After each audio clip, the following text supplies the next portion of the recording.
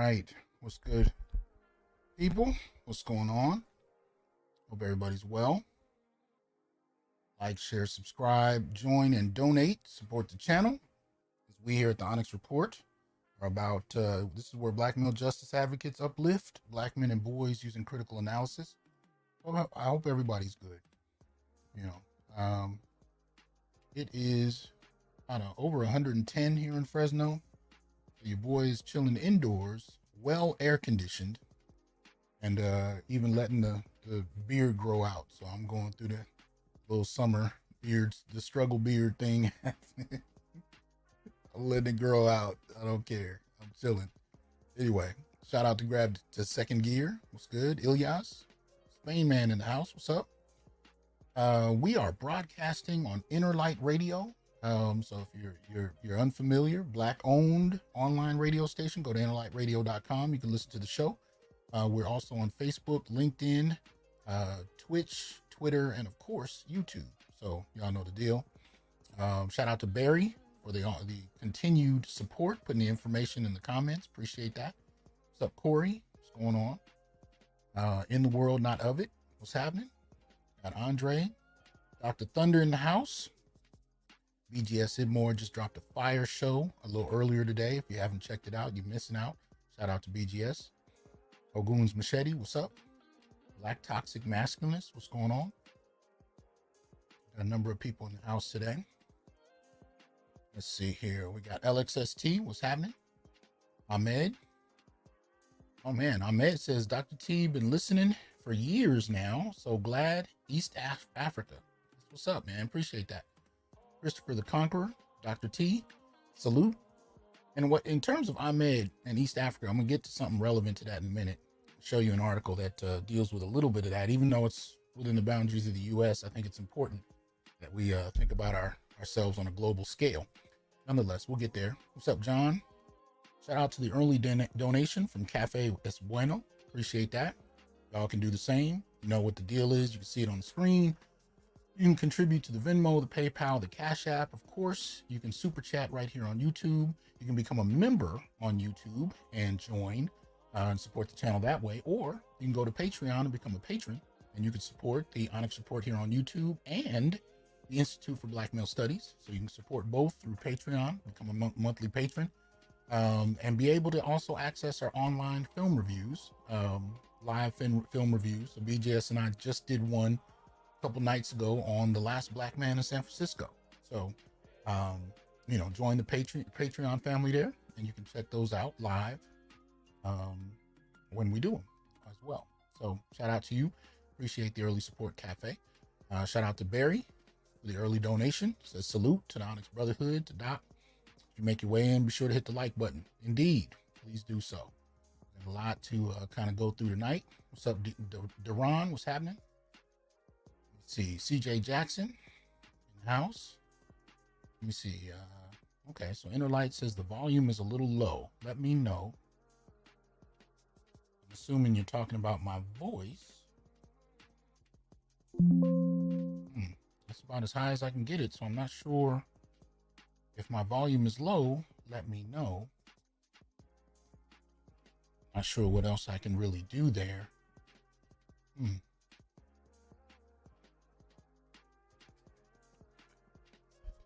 See. All right. Well, you guys let me know if it is. Anybody else hears it? What's up? Got Growth Talk in the house. Shout out to Growth Talk with Kofa. Make sure y'all support the Growth Talk channel. Check him out. Yeah. Okay. Leon says volume sounds good. Appreciate that. All right. So we got a few things to cover. Let me just go in here. There we go. Yeah, just ordered a new sword. So I will let y'all know when it comes in, of course. This one will be mainly for my 80s super nerds. Y'all will definitely feel me on it. So it's all good. Anyway, so we're going to get to it, y'all. We got a lot to cover, as I said, and it's good to have y'all.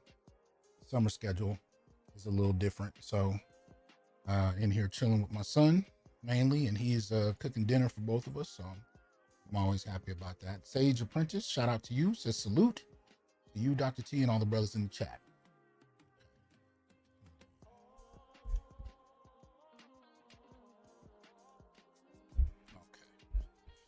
trying to make sure the fan is not going to blow straight into the mic. But I am hearing some weird little noises, so trying to get it straight, but that seems to be all it'll let me do for the moment.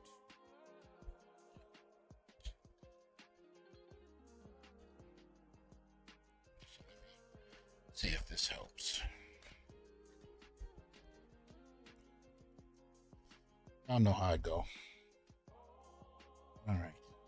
So anyway, got that out the way. First things first, we are going to delve into, let's get this on the screen. There we go. Y'all know what to do with that if you need to. Donate through the Cash App right there. And of course, if you haven't picked up the book, Solutions for Anti-Black Misandry by yours truly, so make sure you check that out. It's available pretty much anywhere you buy books, most particularly Amazon and the Routledge website. So we're going to get into our Sacred Black Masculine series. And as y'all know, this is an organic thing I kind of do as I run across, anything positive that brothers are doing. And I'm of the argument that positivity happens on a regular basis. Brothers are the authors of it in many contexts, but we're not often shouted out. So I do it randomly. I don't really do it on, on a consistent basis. I don't go out looking for it, but if it comes across my desk, I try to share. So shout out to this brother here. Let's see here. So it says, meet the retired man from Atlanta who turns a school bus into a mobile laundry service for the homeless. A selfless act. Drop a heart. Let me see if I can, I don't know why it offset like that. But this is Nicky Crawford. He's making a difference in the Atlanta community with his retirement project, partnering with Georgia Tech's engineering team. He has launched a mobile laundry room to provide clean clothes for those in need, complementing his existing shower trailer initiative. This effort, unveiled at a Juneteenth event, reflects Crawford's commitment to compassion and support for the unhoused. So shout out to Mr. Crawford for that. Much appreciation, and demonstrating continuously what I've been saying the longest, that brothers do not necessarily get credit for what they do. So we're going to try to make sure we do that here. So shout out to Mr. Crawford for that. All right. Where'd it go? Here we go. That's weird. Thought that was all lined up. All right. Anyway, all right. We got a couple public service announcements. Some things that just need to be said. Now I'm going to go back. This clip is not old. The information in it is what we might call old school, red pill. But I think it's necessary sometimes for us to get a nice refresher. So check this brother out. Hear what he has to say. Free game of the day is this. She don't like you, bro. And I'm gonna tell you why she don't like you, bro. She's making you jump through too many hoops in order to deal with her. Women that really like you, they make it easy for you. Don't you know, women that really like you, they do not play with you or play about you. When a woman is really into you, she will jump out in the street and fight other grown men with you. When a woman is really into you, she will jump out in the street and fight other grown men with you, because she does not play with you, and ain't nobody gonna play with her folks. When they play a lot of games, when they got you jumping through a lot of hoops, when it just seems as if everything you do is not enough, she does not like you, bro, and she damn sure does not appreciate you. But worse than those two, she does not respect you. If you are dealing with any woman who does not make your life easier, if she is not your peace of mind, if she doesn't mentally elevate you, if she doesn't stroke your ego from time to time, even though you know she's doing it, she's not for you. A grown woman uplifts you, bro. A grown woman inspires you, bro. A bad motivates you without trying, bro. But most importantly, a bad supports your dreams, no matter how silly they may seem, to a certain extent. If you tell her, baby, I want to get on the moon, she asking you, where do we find moon boots at? I'm true first. Okay, so people are saying they got an echo. Am I echoing? Give me a 1 if I'm not echoing. Give me a 2 if I am echoing. Let's see what's going on here. So somebody says that a couple people said they got an echo. So if I'm not echoing, give me a 1. If I am, okay. So people are saying that I'm good. Okay. What was the video? All right. All right. Well, hopefully I'll clear it up in the next one. I didn't change the settings, so we'll see. But basically, like I said, it's old school information, but I think sometimes we need to be reminded. Sometimes it's good to go back to the basics, because I'm still seeing brothers jumping through hoops, doing backflips, looking for all kinds of ways to, appease somebody. And I'm just like, sometimes you need to hear it, directly, old school style. You know what I mean? If she's having you jump through hoops, rethink, reconsider what's going on. All right. Okay. Shout out to Dr. Thunder. He says, not your voice, the video. Okay. Could you guys hear the video though? Did you make it out, or was it echoing too bad to hear? Let me know, Dr. Thunder, if you guys could hear it. Let's see what's up.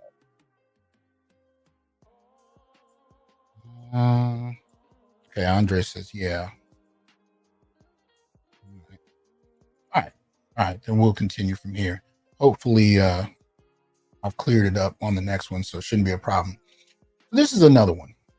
And this one deals more with something that we've been arguing not only in Black Male Studies, but right here on YouTube as well, as far as intimate partner violence in the Black community. And we've been arguing for years using data that intimate partner violence in the Black community is often bidirectional. But there's also a little subtle narrative that a lot of people overlook often when it comes to intimate partner violence. In other words, sometimes you'll have a woman be the aggressor, often actually, according to the data, that tends to happen. It's not till a man responds before the clock gets clicked. In other words, when a man finally responds, even in self-defense, even if it's just holding her, that's when people start to consider that the abuse has taken place. So what she's done prior to that moment becomes irrelevant. What he does, even in self-defense, becomes the problem. So here's an example of what I'm talking about. You disrespected, right? You disrespected, my shit. You hit it again, don't you? And you still picking my shit? That nigga smoking. You're disrespectful. You're disrespectful. Okay. Alright. Come on. Disrespectful. I don't care. Stop picking on my dress. You don't care about disrespecting me? That's it, me. You got my shit. You got a beard right here. You'll be right there. You trying to fucking fight, my nigga. Nigga, I don't hit females. Stop. Bitch, stop touching me. Nigga, I don't hit females. Yo, come on. I don't hit females. Come on. Where's he hit me? How many times? I'm trying to stop it, right? I'm trying to stop it. No, you didn't. Yes, he did. Seeing me, how many times? A woman hitting you is one of the highest forms of disrespect there is. You gotta get rid of her immediately. But a woman hitting you in front of people, not only does she not respect you, but she is disgusted with you because she deems you as weak. And the worst part of this whole situation is everybody sat back and let her do it. This is a good example of what society often does. Ignore women's poor behavior in relationships and just demonize the men. When she was getting her shit off, somebody was laughing in the back. Nobody intervened. The moment he attempted to restrain her, the other guy swoops in automatically. Wow. Yo, it's a dirty game. Stay focused though. Real talk. So I wanted to share that with y'all because there's a lot to that, right? So even if you couldn't hear it, the sound wasn't the greatest, even regardless of whatever sound issues I may be having. But he made it clear, she was disrespecting him. She kept going, right? She started to put hands on him. He took it. He didn't swing back. When he finally put hands on her, he didn't hit her. He pushed her against the wall and he held her to restrain her. And that moment, immediately, first thing we saw happen is what guys are pointing out in the comment section, right? The white knighting, right? Somebody immediately comes over and almost tackles him, even though he's not hit her. And it didn't look like he was about to. He was restraining her really out of self-defense. And the first thing other men do is come attack the man in question, right? But nobody had anything to say to her. And nobody had anything to say. They were laughing in the background. There were all kinds of things going on, right? So you had a couple of different things happening all at once, especially in regard to this whole question of, intimate partner violence. And as I said, now the way this would generally be recorded, especially if somebody calls the police, at least over the last few decades, it would be considered an act of abuse on his part, right? The mutual abuse aspect of it may get chronicled in the data, but it's not what hits the newspaper. It's not what happens when somebody has to go to jail. It's still often the man that has to go, even though she was completely confident in her ability to initiate violence, had no concerns about repercussions from him or anybody else in the room, was not interested in hearing anybody try and calm her down, including him. Right? She was entitled, knowing full well. You have those kind of situations jump off of people that are well comfortable knowing nobody's going to touch them. They know it. Because if he does, he knows what the repercussions are. And you actually have women like this that are convinced that men are afraid of them. They're convinced that they can physically dominate men. And they'll walk around with their chest puffed out. They'll brag about how they punched on men. I've heard them do it, even my students. But it's not that men are afraid of you. It's that men are afraid of the repercussions of what happens if they lose control. Right? 10 seconds of rage, 10 seconds of unchecked self-control or lack of self-control can have you in jail for years over something you may not have ever done before in any other situation. Especially if you got dudes who've not been around violent women and you get with one for the first time and she starts swinging on you and you're not used to that kind of thing. It's not something you grew up seeing. A few seconds of lack of self-control can have you locked up, can have your reputation damaged, can get you fired from your job. There are all kinds of repercussions, and women will often overlook those repercussions and turn it into, yeah, I'm that alpha, I'm bad, he's afraid of me. And it's even more frustrating for men to hear, because they become not only entitled but arrogant at times. Not all women, but many of them can and become that. And men have to stomach that, knowing full well it's not about her, as far as if there's any fear at all involved. I mean, it's about what the legal repercussions can be. So again, a lot of the violence in the Black community is bidirectional, but when you consider what bidirectional means, right? Violence coming from both sides in a given situation, that still doesn't offer you different narratives, right? One narrative that goes, that's virtually not talked about is how men are often physical when it comes to restraining someone or self-defense. But that's still considered abusive if it involves hands being put on someone else. But it's not necessarily the case. Even if it's considered bidirectional, it doesn't mean that he's necessarily attacking her. It may mean that he put her against the wall and he's restraining her. But as far as the letter of the law, sometimes that's interpreted as a form of abuse. Be careful, fellas. And just like the gentleman in the video said, the narrator, if you find yourself with one of those women, cut it short. It's not worth it. I don't care how good the sex is. I don't care the possibilities and the potential, all the things you dreamed, all the things you thought could go down. It's best to leave. It's best. So just putting that out there. Shout out to a split gym. Appreciate that support. But this is the kind of stuff that's going on. So just dropping some public service announcements about a few things before we get into our main topic. And there's a few things I want to make sure we cover. But this is an interesting one. And I was made aware of this on Twitter through Dr. Tommy Curry. He posted this. This is another young scholar who's doing some work I think is incredibly important. And in this clip, he's talking about Brazil. So this is it's a couple minutes, but I think it's important. I'm gonna share with you why. Okay. There's two videos that I'm putting together, and you'll see why when we're finished with them. This is the first one. So this is one that I ran across on Twitter through Dr. Curry. And it's about some revealing new information. Here we go. Country in the Western Hemisphere. And so outside of Nigeria, Brazil has the largest population of African descent today. And the numbers are more than we have here. Much larger. The numbers are much larger. It's close to half of the population. Brazil is also important because about 70% of the Africans taken to Brazil against their will were taken from Angola. Oh, really? And with my new project, I'm looking particularly at the men that were taken to Brazil, the men and boys, because they were 2/3. So the Atlantic slave trade, I view it as a large, really an act of Black misandry or anti-Black misandry, an attack on Black men and boys who were the warriors defending their communities, who may have found themselves either defeated by Portuguese army or ensnared in the slave trade in some other type of way, or perhaps through civil war. And when we talk about both Brazil and Angola, Fair for use. those who aren't familiar with whose colonial territories those were, because they think of Spanish of all of the North and Southern Hemisphere, but we're talking about who? The Portuguese. That's yeah. right. Portugal starts the Atlantic slave trade in really the early to mid 15th century. 1444 is the year often given because after 1444 you have a steady flow of Africans. And they use a series of means and methods to establish the slave trade.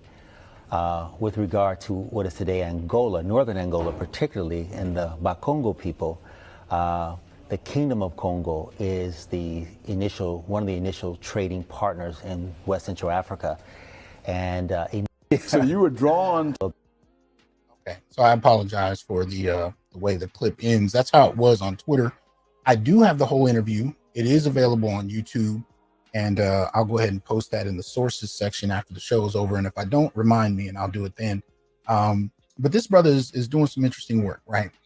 And the reason I say it's interesting is because even though I got 3 degrees in Africana Studies, we've never discussed the gender dynamic of this various slave trades that went on in the Western Hemisphere. We didn't. In those classes, we never did.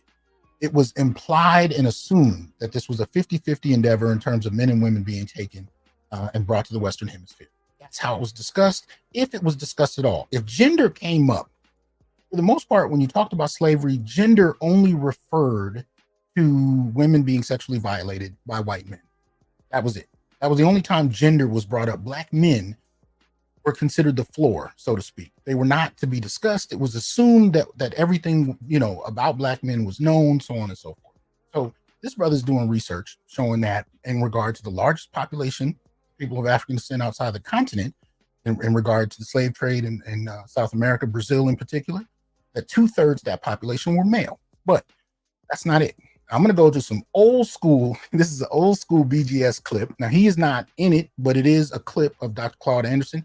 I played this clip several times on this show, but in case I have people who don't remember it, didn't see it, or are new, I want you to check out where North America was in regard to black men. And just like Dr. Matthew Petaway, I think his name is, explained it, we're starting to talk about enslavement as an anti-black misandrist enterprise, right? And I do believe he might be working with Dr. Curry, but nonetheless, let's check out this old school BGS clip.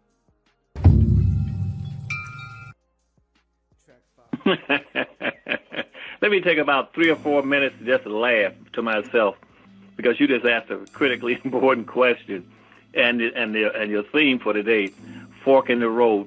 You know what the great irony there is, Rose, is that's exactly, and I can spell the word exactly, A-X-A-C-T-L-Y, exactly for you. That's exactly where black folks were back over 200 some years ago. Because you see, the fork in the road, that was the biggest darn depot for black slaves in the country off of the eastern shore. See, when Virginia, South Carolina, and North Carolina went into the slave-producing industry after the Constitution outlawed slave importing after 1808 into this country, they had to have another way to create babies or get slaves. So they started bringing in black women into the country then in mass numbers. See, most of the blacks in the feminist movement don't even understand that. They think that slavery was about black women. It was not about black women. Slavery was about man to man, men to men. It was about blacks against white men and black men and white men against black men. That's what slavery is about. 80% of all the slaves coming to the country were basically black men until the Constitution in 1789 says you got 25 years to cut out and no more bringing in slaves.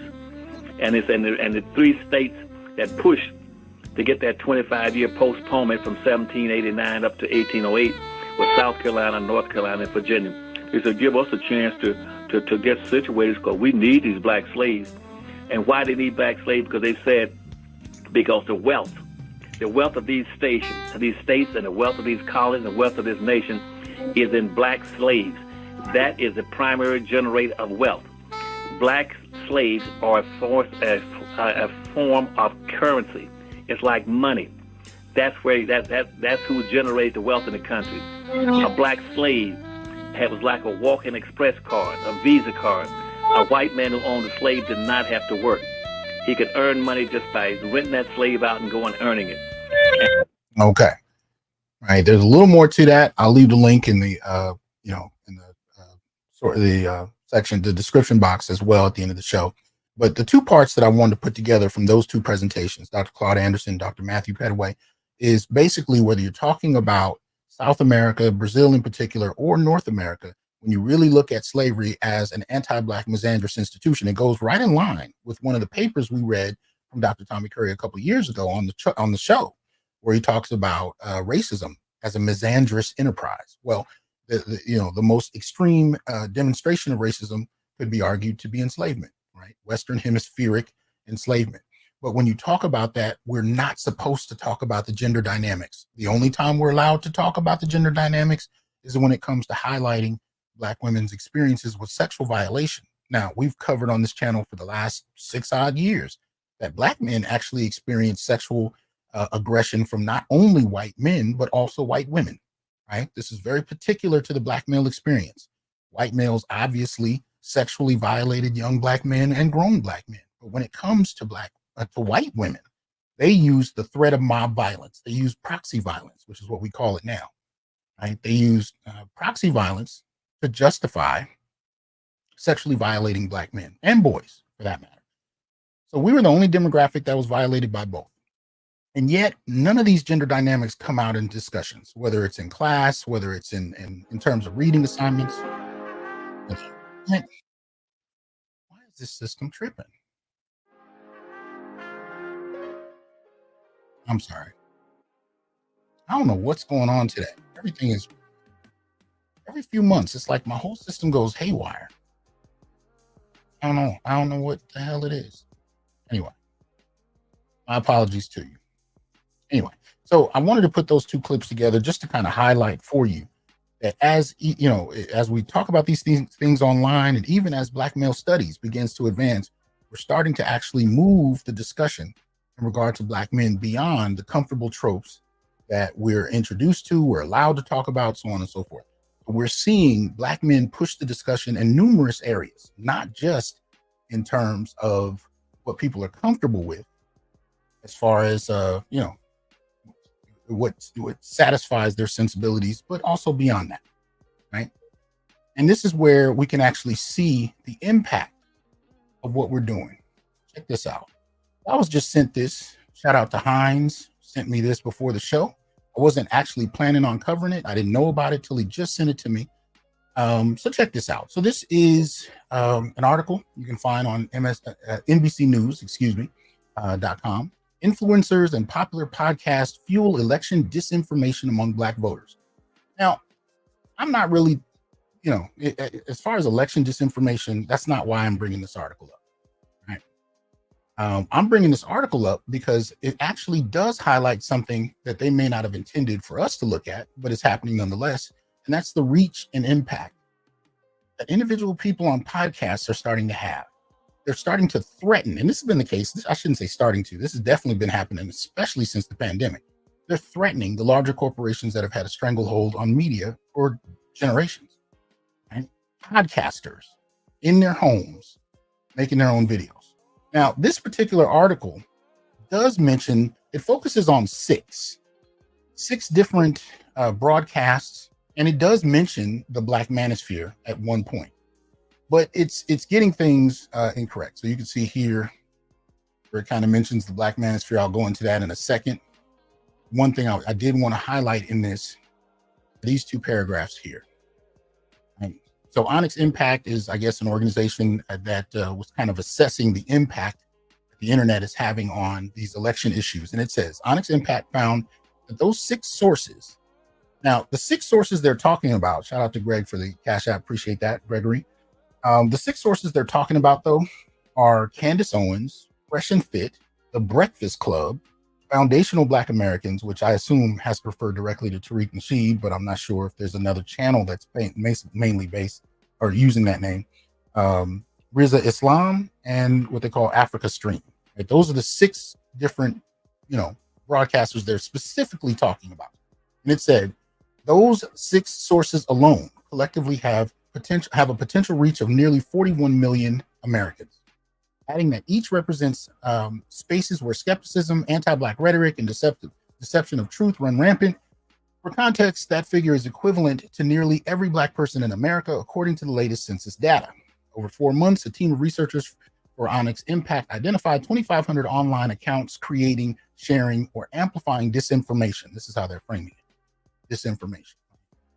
Researchers also held 7 national focus groups of Black audiences to understand how those narratives were showing up in offline spaces. The point of the effort was to gauge the impact of the information, said the founder of Onyx Impact, Asosa Osa, an alumnus of the voting rights group Fair Fight.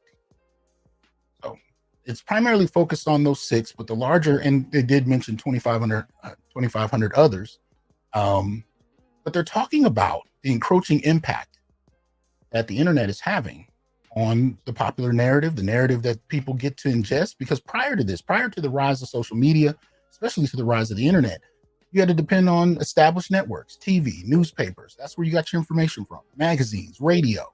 And, everyday people did not have any influence over that. Now, are there people that, I disagree with, that, whatever? We all have that, regardless. We have that with the institutions in question, the media corporations in question. But it also means that there are people that are dropping information that, mainstream establishment is not interested in having, right? So this particular article is interesting. I disagree with it in terms of how it couches us and misviews, particularly the Black Manosphere. Because first of all, the only group that they refer to as Black Manosphere is Fresh and Fit. And Fresh and Fit is not Black Manosphere. At the end of the day, they're not making content for Black men. They're Manosphere. So there's kind of a misframing going on with some of this, a lot of it. But you can see how it's being used. And at the same time, you can also see that people like us who are having these conversations online, independent of institutions that want to control the conversation, are starting to have a larger impact than we possibly even think we're having.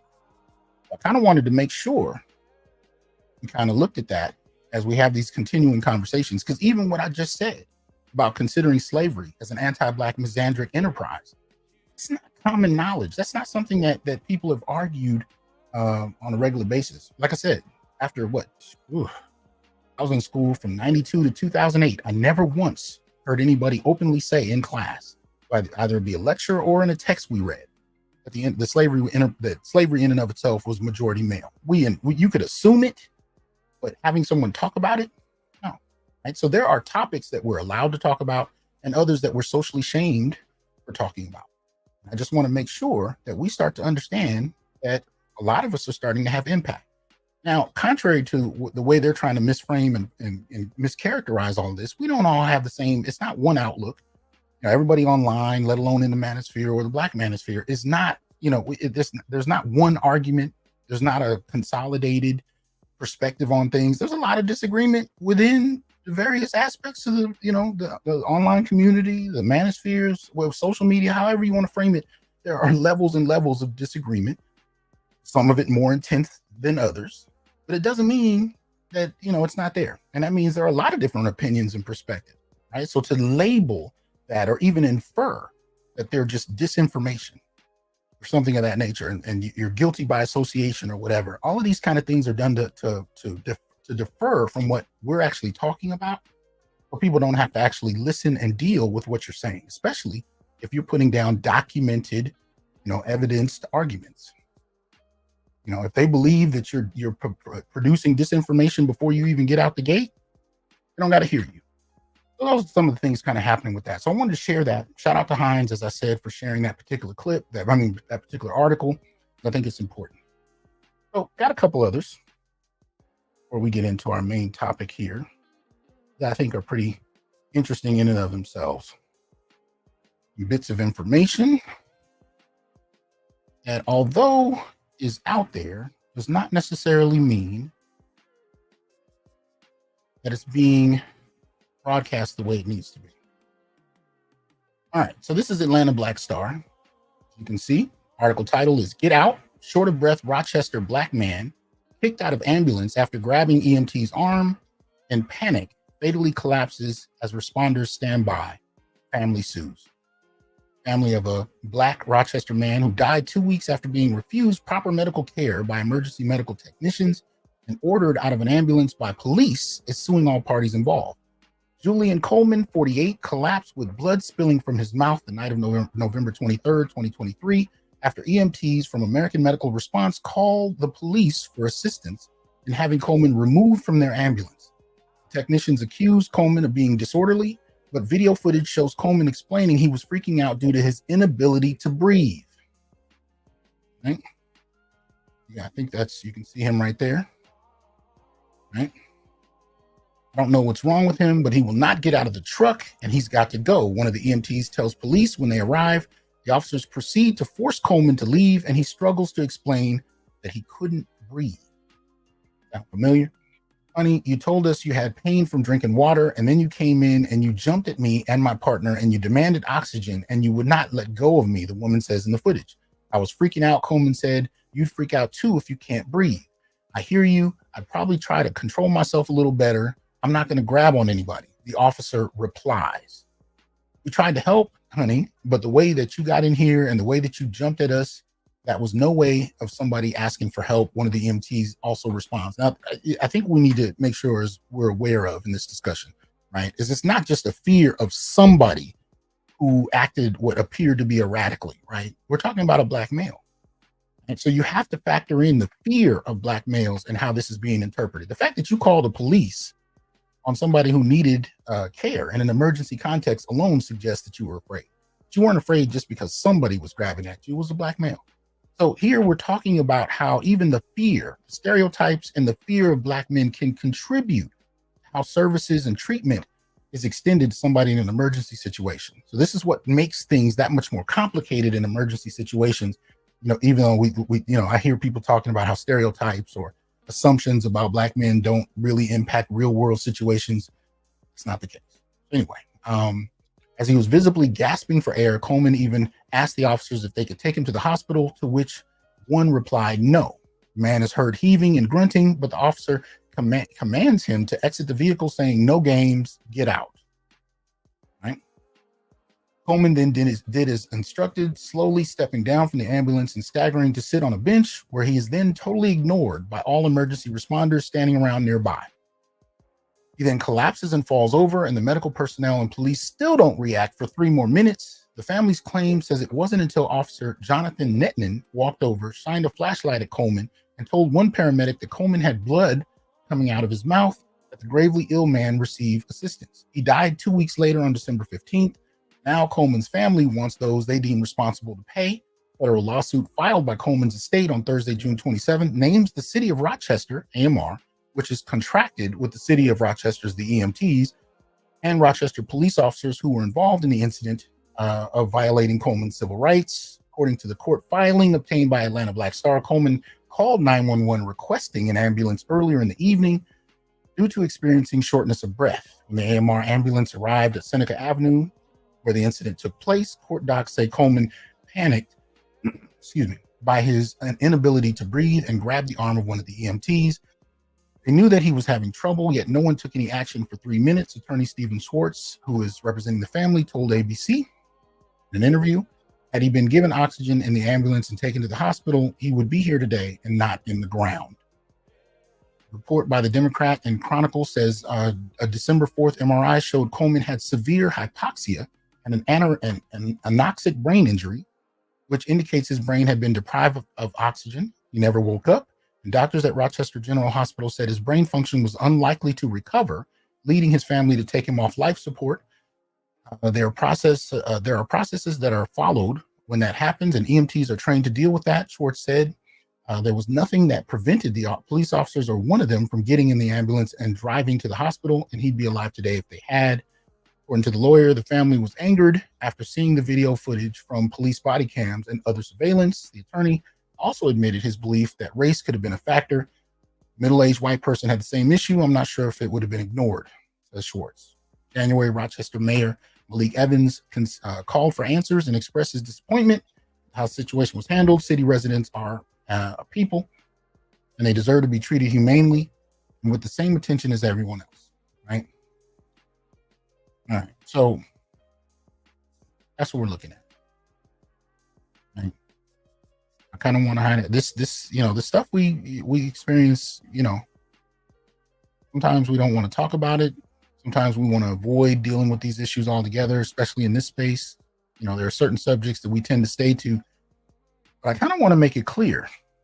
This is not, I mean, the experiences of Black men, you know, in terms of what we've heard about for decades, it's not ended.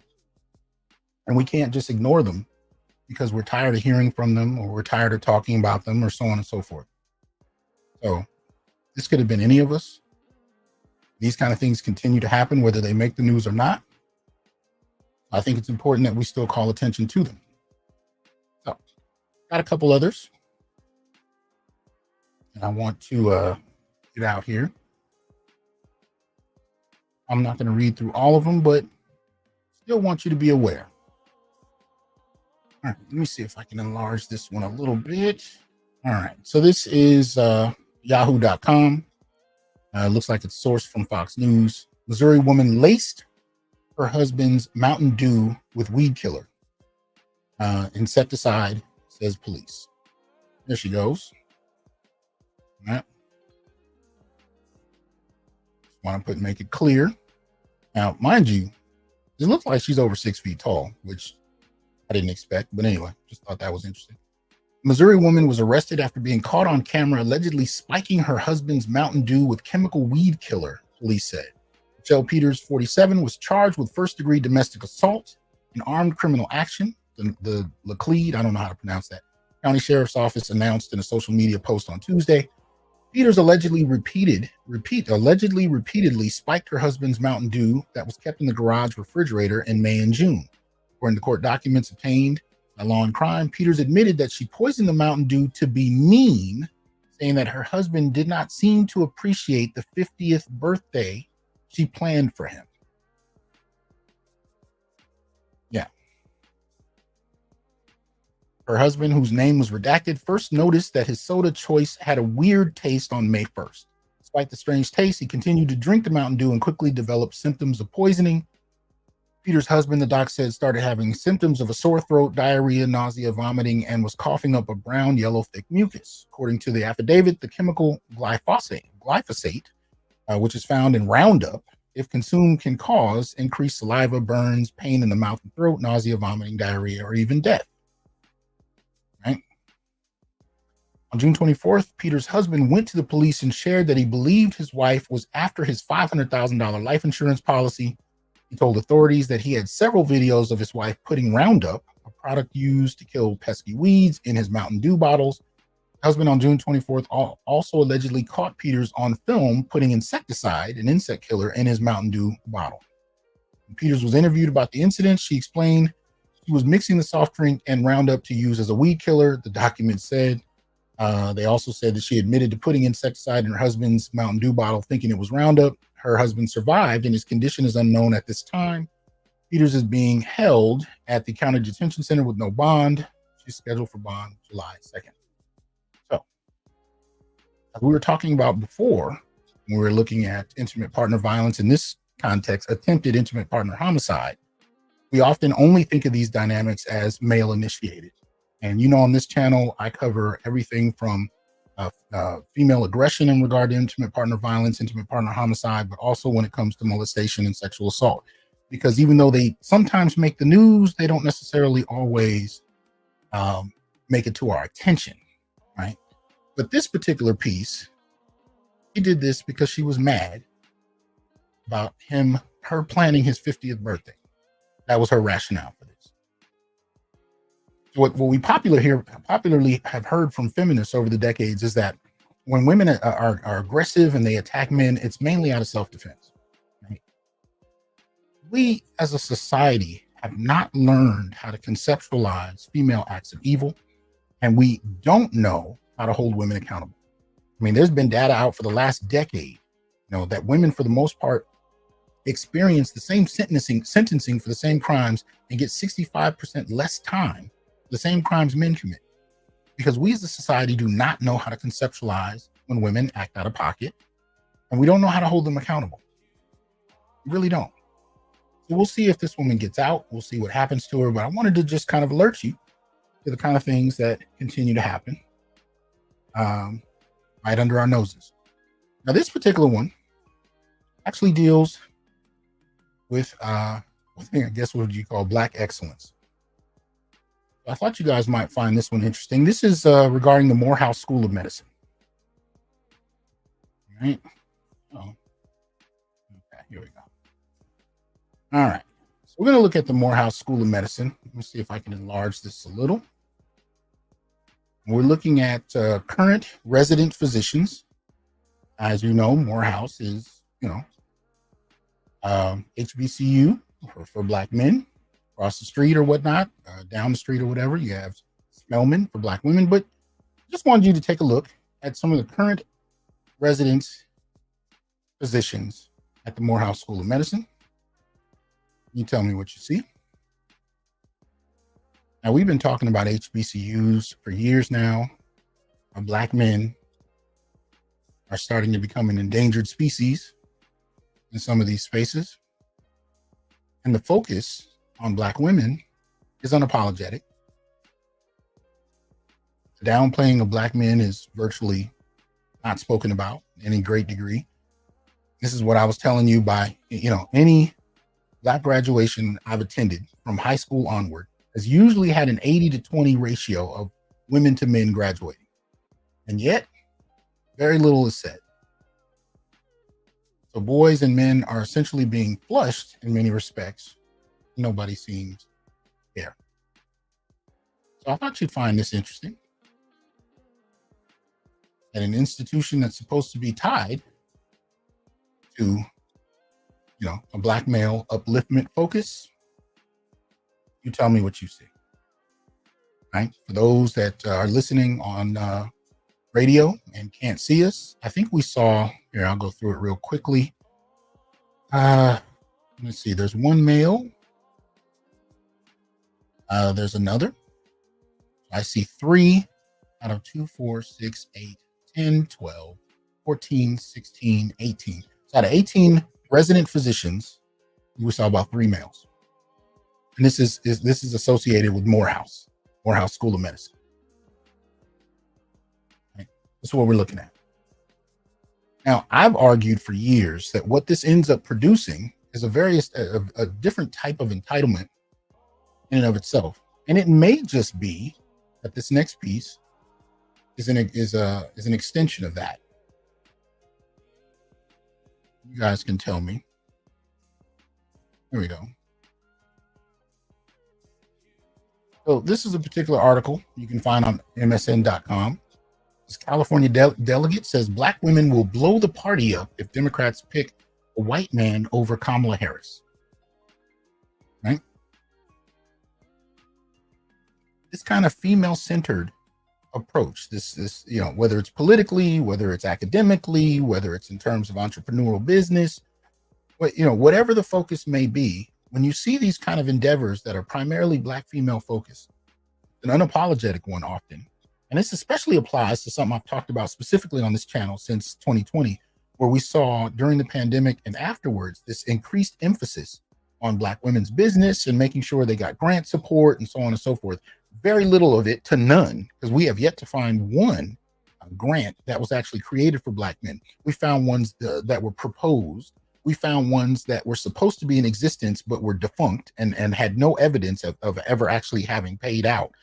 But we saw a plethora of them aimed at black women, right? From Goldman Sachs to Google to MasterCard to Visa. There's all kinds of programs, corporate-based programs and federal-based programs that were designed to prioritize black women's upliftment.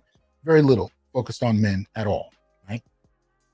These kind of things, I've argued, has led to a kind of entitlement with some black women in regard to how they see things, and a kind of solipsism in regard to how nothing seems to exist outside of themselves, right?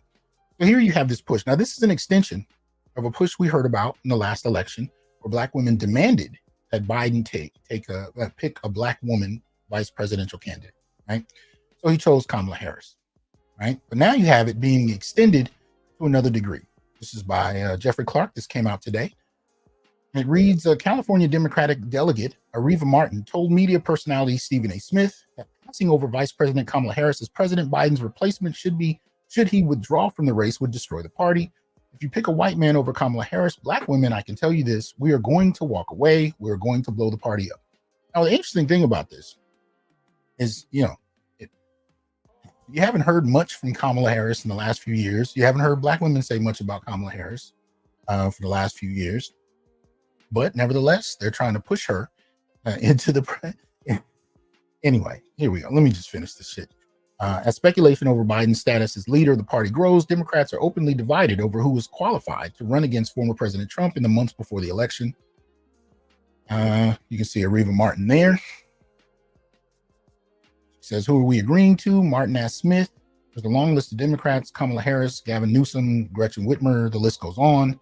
Where's the consensus? She continued. You've got to build consensus, and there's not consensus right now. I'm not going to continue with this one. I'm going to let you read it for yourself. But I'm saying that the two things we're looking at are connected.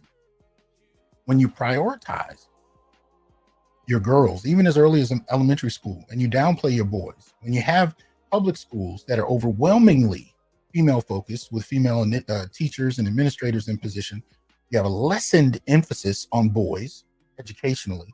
That bleeds into all kinds of other things, especially by the time you start talking about college education, let alone graduate school. And when you start talking about electoral representation, when you start talking about entrepreneurial expansion with private philanthropical support or federal government support, these kind of things lean more and more female, institutionally speaking. This is why on this channel, and even in my research, I focus on policy and how it impacts black males, and in many instances pushes us to the side. Here you have these kind of dynamics that seem small, but remember, this was the last push during the last election that got Kamala, into office. A lot of debate as whether or not she was the best candidate as far as even just black women were concerned, but that was who was picked. So now the push seems to be to go even further. Right? Anyway, I'm going to pay attention to. You guys let me know your thoughts, particularly in the comments section. We can see whether or not there's something there or just a baseless, empty threat. Let's see. All right. All right. So this is the last one I'll share before we get to the main topic. And this one I think is important because it speaks to, I think, one of the first things that the first video I played, right? Where we saw the second video, I think it was, but it was dealing with the intimate partner violence situation where the woman was swinging on the man. And I pointed out that men's reservation about dealing with that is not about fear of women's physical prowess. It's about what policies go along with that can further damage his life simply because he was accused or because he attempted to restrain her, right? So hopefully you can see this piece here. This you can find on the postmillennial.com. Iowa woman arrested for making false 911 claims against man after getting cold feet before date. Woman accused her date of being a domestic abuser after getting cold feet. So there's an image of her there. Okay. And essentially what we're talking about here is the abuse of the public trust as far as this idea of female victimization. Right? So when women are under threat due to violence, this kind of unspoken notion, which became a hashtag eventually of believe all women, has been going on for decades, right? But has it been abused? Many feminists have argued it hasn't been. Many men have argued that it has. But let's read what this is about. An Iowa woman was detained by police after making a false police report because she got cold feet about a date with a man she met on a dating app. Maya Thomas, 18, had scheduled a date with a man she met on the app. When he showed up at her house, she called 911, claiming he was her ex-boyfriend, a domestic abuser, and that she was pregnant with his baby in order to get out of the date, according to the complaint and affidavit obtained by Law and Crime. Thomas also told police she had known the man for years and that he wouldn't leave her alone. She reported him threatening to cause harm to her, court documents stated. When police responded to the home, they found the man who was leaving the premises. He informed police that he had been speaking with Thomas just a week prior on the dating app, and they had started texting. He showed the police the text messages to verify his story. He was detained for over an hour due to the accusations. The conversation showed he was being honest, and he really did just meet the female, court documents confirmed. After repeated questioning by investigators, Thomas admitted she made a false report because she got cold feet about the date. She explained that she did not think the police would help her unless she fabricated the story. Thomas was arrested, released from jail, and charged with 2 misdemeanor counts of false reporting. right? So that's the end of that there. So now, how would that have gone if he didn't keep or have on his person that record of texts from a dating app? Now, you can't go to somebody's house after meeting them on a dating app unless they, provided you the address and invited you, right? You had to fabricate the story because the actual story would just make her look crazy. She just changed her mind, which she could have articulated. She didn't even have to open the door. It would have been rude, but she could have said, you know what, I don't want to do it. He might have been annoyed, but it more than likely would have went his own way. Instead, she fabricated a story because she could. And she knew for the most part, she would be believed. Because in the kind of current environment we live in, if you're accused as a man of something, sexually inappropriate or dangerous or threatening to a woman, that's about all that needs to be said. Had he not had that on his person, he more than likely would have been arrested. This is a lot of power to give slightly more than half of the public demographic simply because they exist. But this is what we're dealing with. This is the environment that men are finding themselves in. This means not only if somebody's pissed off at you, but if somebody takes a disliking to you and you have nothing to do with it, if you don't even know about it, your reputation, your freedom, all of that can be thrown into question simply because. Now, we've seen incident after incident of men having video recordings on their phones that have literally saved them from months, if not years of prison time behind a false accusation. But if not for those records and if not for those videos, those men in those moments would have been going down. And that is a little too much to leave at the hands of fate. We don't always get video. We don't always keep text. Some people don't. I do, but you get the idea. This is a lot to put on a random person and hope that they're able to get through it. But luckily he had that on him. It saved him. But these are the dangers we live with. I just wanted to kind of be clear on this last one. As I said, it ties to the first video of intimate partner violence I showed at the beginning, because there's a clear understanding that men have these days that the environment could easily be turned against them on a word, even if that word is false. And what it's doing is it's causing a lot of men to withdraw. Now, of course, we're getting critiqued on the back end for withdrawing, but there's nothing else you can really do in response to this type of treatment. So anyway, all right, we'll get to the main event. I was sent, this is about an hour long, and we'll see if we go through the whole thing or not. But this is about an hour-long segment where you have Richard Reeves and a number of others having a panel discussion on male loneliness in America. Now, I'm not going to actually play the video. I'm going to play still images with the audio, mainly because, I really don't want to be copyright hit, as far as that's concerned. The longtime viewers know I've done this from time to time because it simply is the only way I can go about it without it being a problem. I don't understand it either because I see other people playing video, but I never understood what I do wrong that I can't. But anyway, here we go. So this is a discussion, and we'll get it going from the beginning. Here we go. Thank you so much. I know this is a very popular panel. I'm honored to be here, so I want to get right to it. I'm nervous. Katie Court's in the room. Thank you so much. I think this is the most important topic, and we have such a special panel. Michael Stratmanis is with us from the Obama Foundation.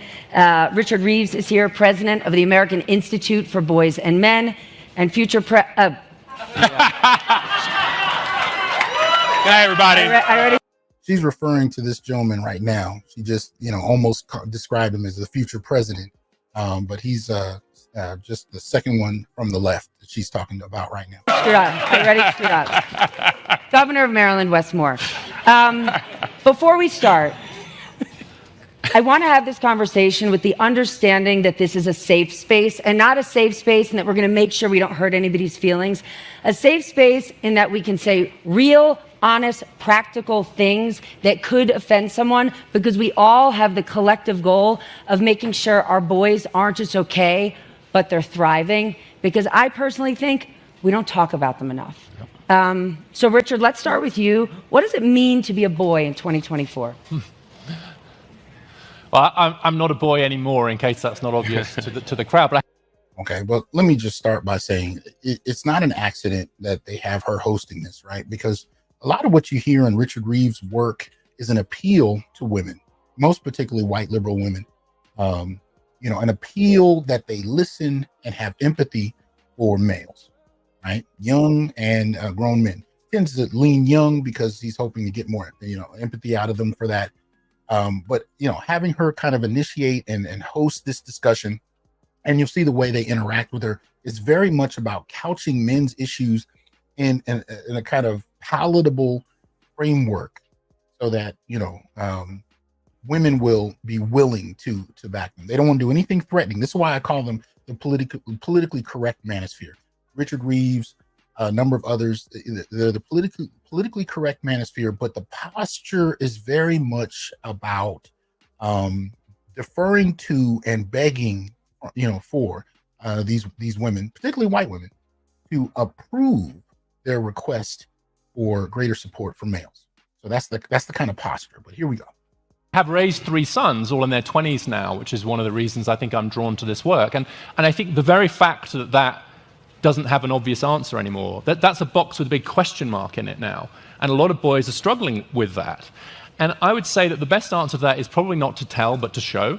And what we should be showing is that mature masculinity, which is a phrase I much prefer to thinking about toxic and non-toxic, which maybe we'll get into, is actually just about being generative. I think I've tried to raise my boys. I think we should try to raise our sons that actually just being for yourself is the opposite of masculinity.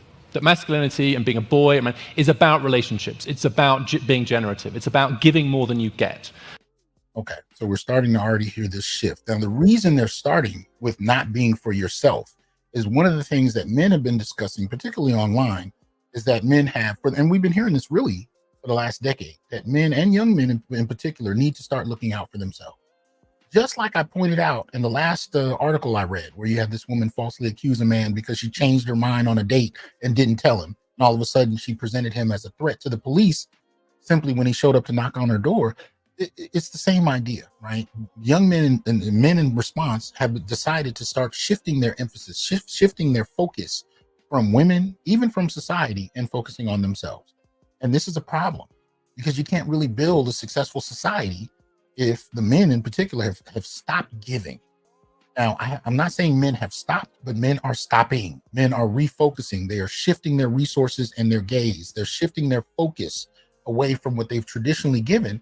And this is starting to have the mainstream public is starting to respond publicly about this, because this is a tidal wave waiting to happen if it's not addressed, and they don't know how to address it. So they're starting with these kind of gestures where, they're trying to nudge young men to give, not only to give a shit, but to sacrifice again. Come step out and sacrifice for society, most particularly sacrifice for women. Give them these things. And so we can set things back the way they used to be. But you can't ignore the fact that you changed the dynamic to focus on uplifting women. And the way you went about it is at the expense of men and boys. You didn't do it, in relation to men and boys. You did it at the expense of men and boys. And as men and boys' productivity dropped, whether it's high school education, whether it's employment, you didn't give a damn. You just kept focusing on women and girls. And now that it's reaching a fever pitch, now you kind of want to do what they call it, the reach back. You want to look back and say, oh, all right, we got to fix the boys. You guys need to sacrifice more. Yeah, good luck with that. And so there's this online movement some of you may have heard of called the Men Going Their Own Way movement. It's like a male separatist movement, basically saying, oh, screw this, I'm off, everyone hates me. Men going their own way aren't men at all, in my view. Is that See that? So he's talking specifically about MGTOW. But there's kind of a MGTOW emphasis or influence kind of going on throughout the different spheres of men responding online or in public. Now, the other thing to keep in mind is that, again, and I've said this for years, Manosphere, the Black Manosphere in particular, this is the tip of the spear. This is where you hear men discussing. Now, men are not going out their way to explain to society what's going on. These spaces are really for men to converse with each other, right? But they're not. A lot of what's been happening with men has been going on for the last few decades. The Manosphere is explaining it to men.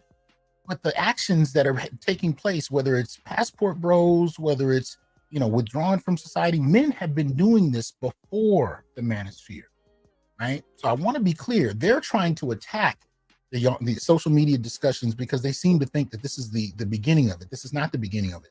This is the latest stage of it where men are merely talking about it publicly. But it's been going on because the policies that they've created and the treatment of men and boys in society has been so bad for so long that men started responding. I mean, black men started to pull out of marriage in the mid-60s. When you talk about the influence of the pill, when you talk about the influence of no-fault divorce, when you talk about the influence of child support and alimony and those decisions in family court being deferred to women, these things started to have an impact and men started to respond. Now they're shaming men to get back into it, right? They're shaming men. This is the politically correct manosphere, right? Their approach, because this is what women want to hear and they know it. So they're appeasing women by shaming men and saying you're not a real man unless you're willing to step up and marry this woman. Regardless of what she can do to you in court, regardless of how little defense you have against it, a real man steps in and experiences it and takes it on the chin. And if it doesn't work out, you'll be fine. No, men are tired of it. So instead of actually changing policy, as we've suggested in our Black Male Political Agenda, if you're interested in that, you can actually look it up online. All you got to do is put in Black Male Political Agenda. It'll take you right to it. We've listed out the policies that men and black men in particular need to be willing to participate in society again. But if all you have are shaming tactics, you're not a real man, that's not going to work. Men who are in communities, in families, who are kind of giving more than they get, that's what I think it means. That's what I think the aspiration should be. But I honestly think a lot of boys right now don't have a good answer, and so they go looking online for an answer and find some pretty bad ones, honestly. Yeah, see, this is a way of deflecting, right? This is a way of deflecting. So he can say that online is bad. And people can say, well, yeah, I guess online is bad. He doesn't name anybody. He doesn't articulate what is bad about their arguments. He doesn't articulate what's good. How exactly can you have from thousands to hundreds of thousands to millions of men and boys listening to podcasts that people are doing in their homes and actually starting to shift the conversation on a global scale? I mean, we got a brother I told you in here from East Africa listening to the show. I'm sitting here in Fresno. That wasn't even conceivable 30, 40 years ago, but it's happening. And you're going to tell me that despite the influence of all these people, we read the article at the beginning of the show, or even just about national discussions on voter issues, political disinformation, they're already terrified of online. But this is having a global impact. And you're telling me that the global impact is happening not because these men are good or because they're actually saying something that people want to hear. You're saying it's just bad because it's bad. And young men are just taking in bad information. In other words, we're just stupid. That's all it is to it. But you got to come over here and you got to get patted on the head by the right people, most particularly by liberal women. And then all of a sudden everything will be good. Michael?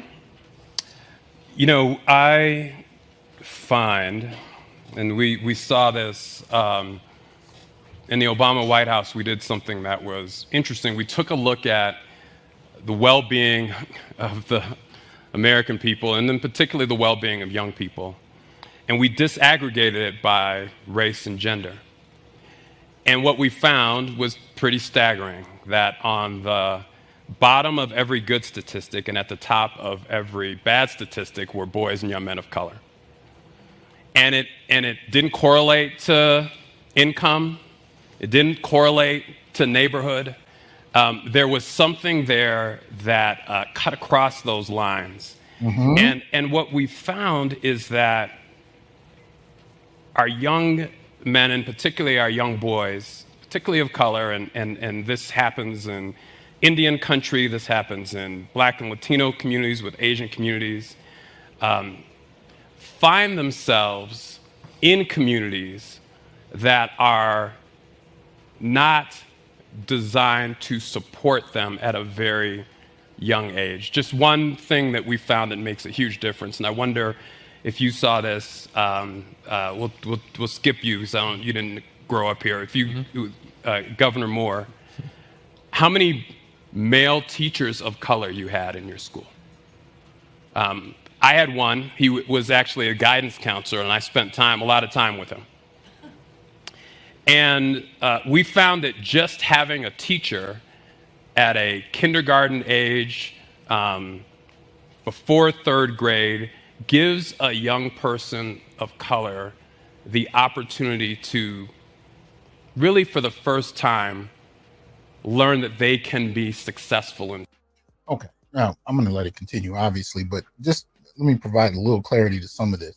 First, on the school teacher thing, so they're definitely saying they need more men of color to take on teaching positions to positively influence young boys. And it is an admirable goal. There's data to suggest that definitely has an impact for girls to have female teachers, for boys to have male teachers, so on and so forth. So that's an important one. But what they're not taking into account is the current environment that we live in. Right? Just as I said earlier, just the threat, just the false accusation alone. You can have a 10-year-old girl, a 12-year-old girl, a 13-year-old girl who's mad about a grade she got or upset because she got disciplined in class. And you can actually see that girl go to the authorities and make an accusation that isn't true. And this man's whole career is in question. I've had to mentor young professors. That obviously happens in the college environment too, right? I've had to mentor young professors. As one young guy, I remember years ago, he said, he just had a tendency sometimes when he's thinking to just stare off into the distance. He's not really looking at anything. He's just staring. But if he's staring toward a woman, he wasn't aware of how that could be used against him. So I had to pull him to the side and say, be careful. Be careful what you're looking at. Even if you're not paying attention, you can have those things used against you. I've had numerous men reach out to me as professors and tell me about how they've been falsely accused and pushed out of the very universities that they've been at for years, simply because the student was upset. One gentleman had a student that had a crush on him, and because he didn't respond to the crush, she falsely accused him of some inappropriateness, and he lost his position. Right?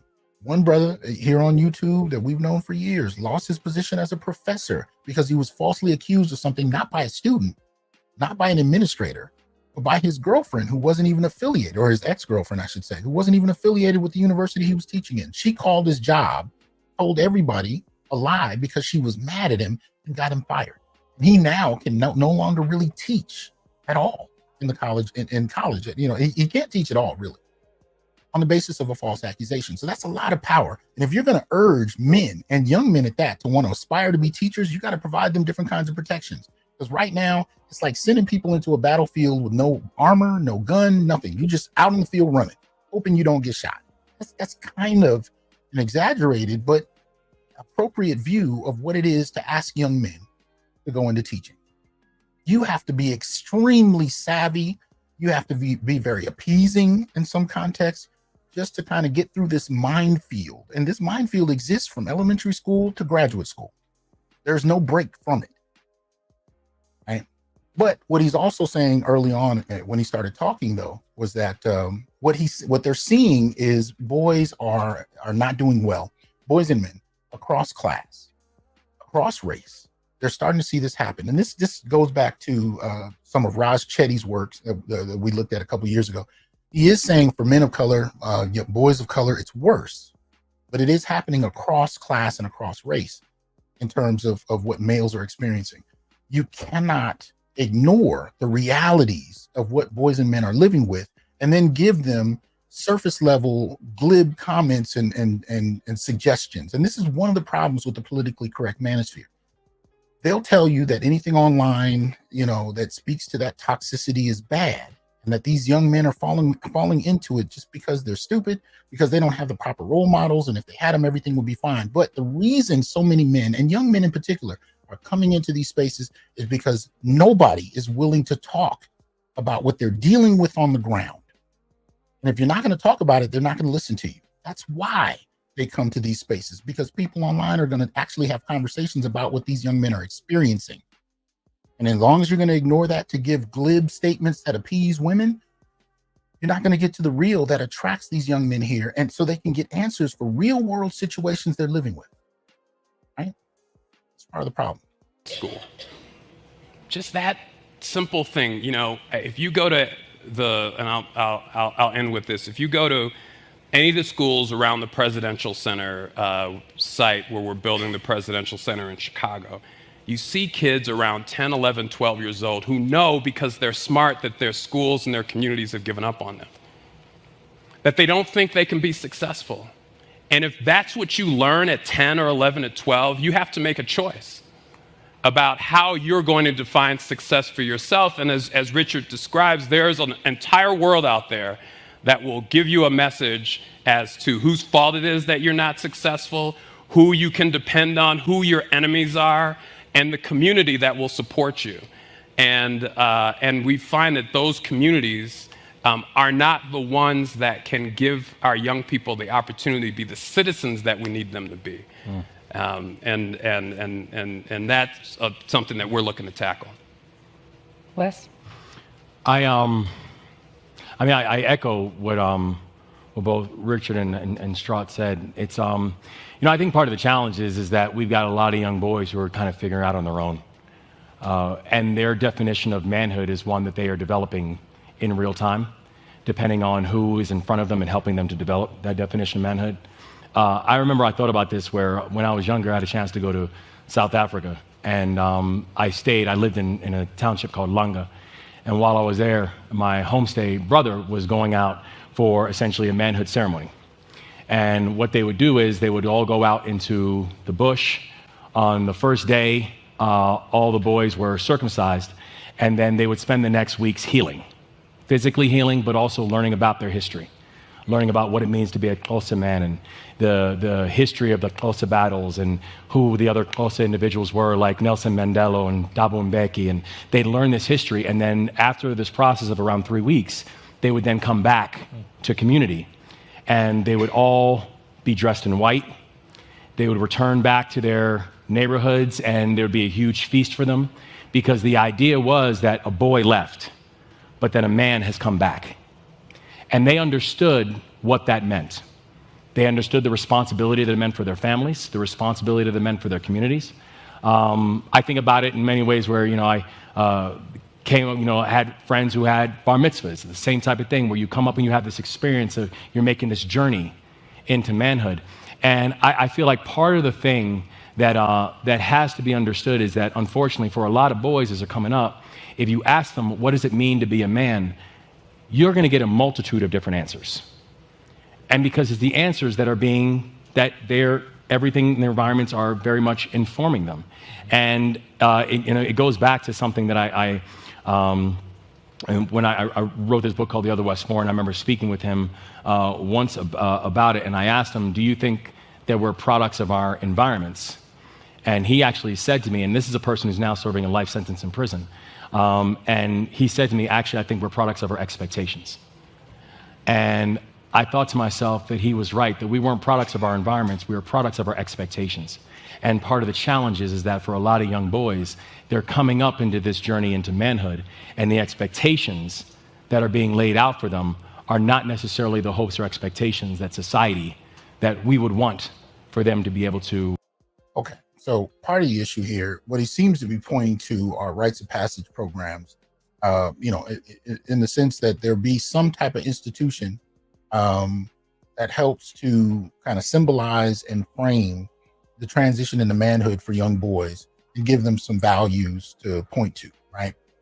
I know one in particular who's run a rites of passage program for over a decade, but I've met many of them over the last, 30 years who've done this in different cities around the country. And the thing about it is you cannot what they're really trying to do with rites of passage programs is have them substitute the very men that they've actually pushed out of the family by policy. What I mean by policy is when you give women sole control of the family via family courts, and even in regard to the police, right? When she can call and have him put out, you can't do the same, regardless of how she's acting, right?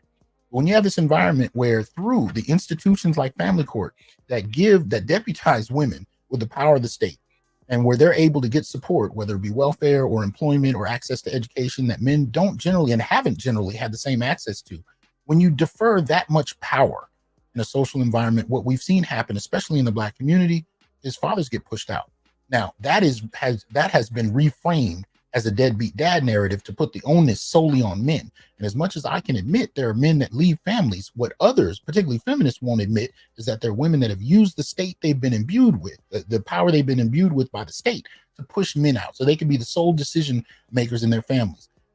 What they're looking for is a substitute to fix these boys when it goes left, because, you know, they're finding that mothers are not really able to do this by themselves, but they don't want to admit that fathers are necessary. So we just need an institution that can just come in and fix it. I used to deal with something similar to that when I was working at the Claremont colleges. We had a lot of families that didn't teach their kids about race. So they'd bring black kids to these all-white private schools, and then they would ask us at the last minute to kind of blacken them up and prepare them for the world within a couple of years. Similar thing happening with rites of passage. Right? They pushed men out using policy, using institutions that they had access to, but not necessarily men didn't have the same kind of access to. Push the men out and then try to find a substitute that would kind of, you know, especially when they get over 13, they start what they call smelling themselves. Right? When you get to the point where you could bench press your mother and you're 13, 14 years old. Remember the last spanking I got, there was a look that a son will give his mother when the spankings no longer hurt. It's not necessarily disrespectful. You know, most young boys don't throw their moms across the room, but it's a clear moment when the tactics you've been using no longer work. A lot of times, this is what I get from men. They'll tell me about how their sisters, you know, their cousins will call any man in the family they can to come discipline him right away, right? For whatever the perceived slight is. In other words, another substitute for fathers. So whether it's men in the community, men in the family, or if you can create this rite of passage, whatever we can do to supplement for this institution that we've gotten rid of. Come fix this boy while you can, before things go left. But most men who are experienced with raising boys will tell you, I needed him at 5, not 15. Not because, you know, it's easier for me to deal with them, but because I can instill the values at a younger age. But often men couldn't get custody of kids. So anyway, that said, the brothers I've met that have done these rites of passage programs for years will tell you the biggest obstacle that they had was not the boys, it was their mothers. As soon as these boys would join their programs, they would start to put pressure on them. They would start to make them uncomfortable. See, this is what he didn't tell you about the story about South Africa when these boys are out there being initiated into manhood. They were being initiated by older men, and these were not comfortable programs, you know, aside from the circumcisions, but I'm talking about in terms of the molding that takes place. You are challenged intellectually, physically, you're challenged to know your environment, you're challenged to learn certain skills and demonstrate them, and sometimes that challenge can come at the potential loss of life. Traditionally speaking, African initiatory systems, when it comes to transition into manhood, rites of passage programs, they would often test young men in ways that could potentially cost them their lives. These were not always soft, sitting around in a circle, holding hands kind of conversations. Now, here in America, they're not necessarily life-threatening, but when pressure is applied and that boy calls home to his mother, I can tell you these rites of passage program directors will tell me story after story after story about mothers that came to get their boys because their boys were crying. Their boys didn't feel like it anymore. Their boys' feelings were hurt because the director said something direct to him and made him do something he didn't feel like. Now, here's the twist. Here's the twist. Those boys would get picked up and they would leave. Now, same directors would tell me 5 years later, 6 years later, 8 years later, they'll get a call. That boy's in jail. That boy died. That boy had X, Y, and Z, flunked out of school. Now, it was a last minute kind of thing to put him in the program in the first place. But now you have him in an environment where you've taken him out of that program because he didn't like it, and your feelings were hurt, that his feelings were hurt. Now the situation has gotten worse when nobody can do anything about it. So this is the issue with rite of passage programs. Programs themselves are not necessarily the problem. It's whether or not those boys will be put in a proper time frame and willing, and whether or not the family is willing to support that process rather than pull boys out when it's uncomfortable for them, right? But again, all of this is a last minute, it's like putting a Band-Aid on a broken arm to address something that's much larger, and that is the Black family structure. And this is what I talk about in the first chapter of my book. The Black family structure in and of itself has been undermined by the removal of Black men. And I talk at length about the policies that contribute to that. That's what he's talking about. He's trying to say rites of passage programs, or at least some institution that helps transition these young men into men is necessary. But again, the way the current status of policy is in regard to the family, it's a Band-Aid on a broken arm. embrace, and then that becomes the tension. But aren't some of them coming up in an age where the world's mad at them? We have boys right now that are being scolded for toxic masculinity on a regular basis before they can even spell masculinity. And we're never finding the space, Richard, to say that masculinity or being an alpha male isn't a crime, but we're not giving them that path. Yeah. I think it's really important that we understand why that happened, though, because one of the reasons people are afraid even to have this conversation, right? So the title of this session is Are We Failing Our Boys and Men? And one way to think about that is think about policies, the structures of our education system, and we could get into that for sure. But I think one of the biggest ways we're failing them is in the way we talk about it, the way we talk about them, the way we explain their problems, very often by putting it on them. And so if they're struggling at school, it's because they don't try hard enough. If they're struggling with their health, it's because they don't look after themselves well enough. And so we individualize what we would otherwise maybe see as structural problems. And so the problems that boys have with boys are very often turned into problems of boys. It's like, what's wrong with you? And so we treat boys in the school system sometimes like malfunctioning girls. All right? And so we use that as like a... I've been saying that for years. Absolutely. Shout out to Growth Talk with Kofa. Says I volunteered for years.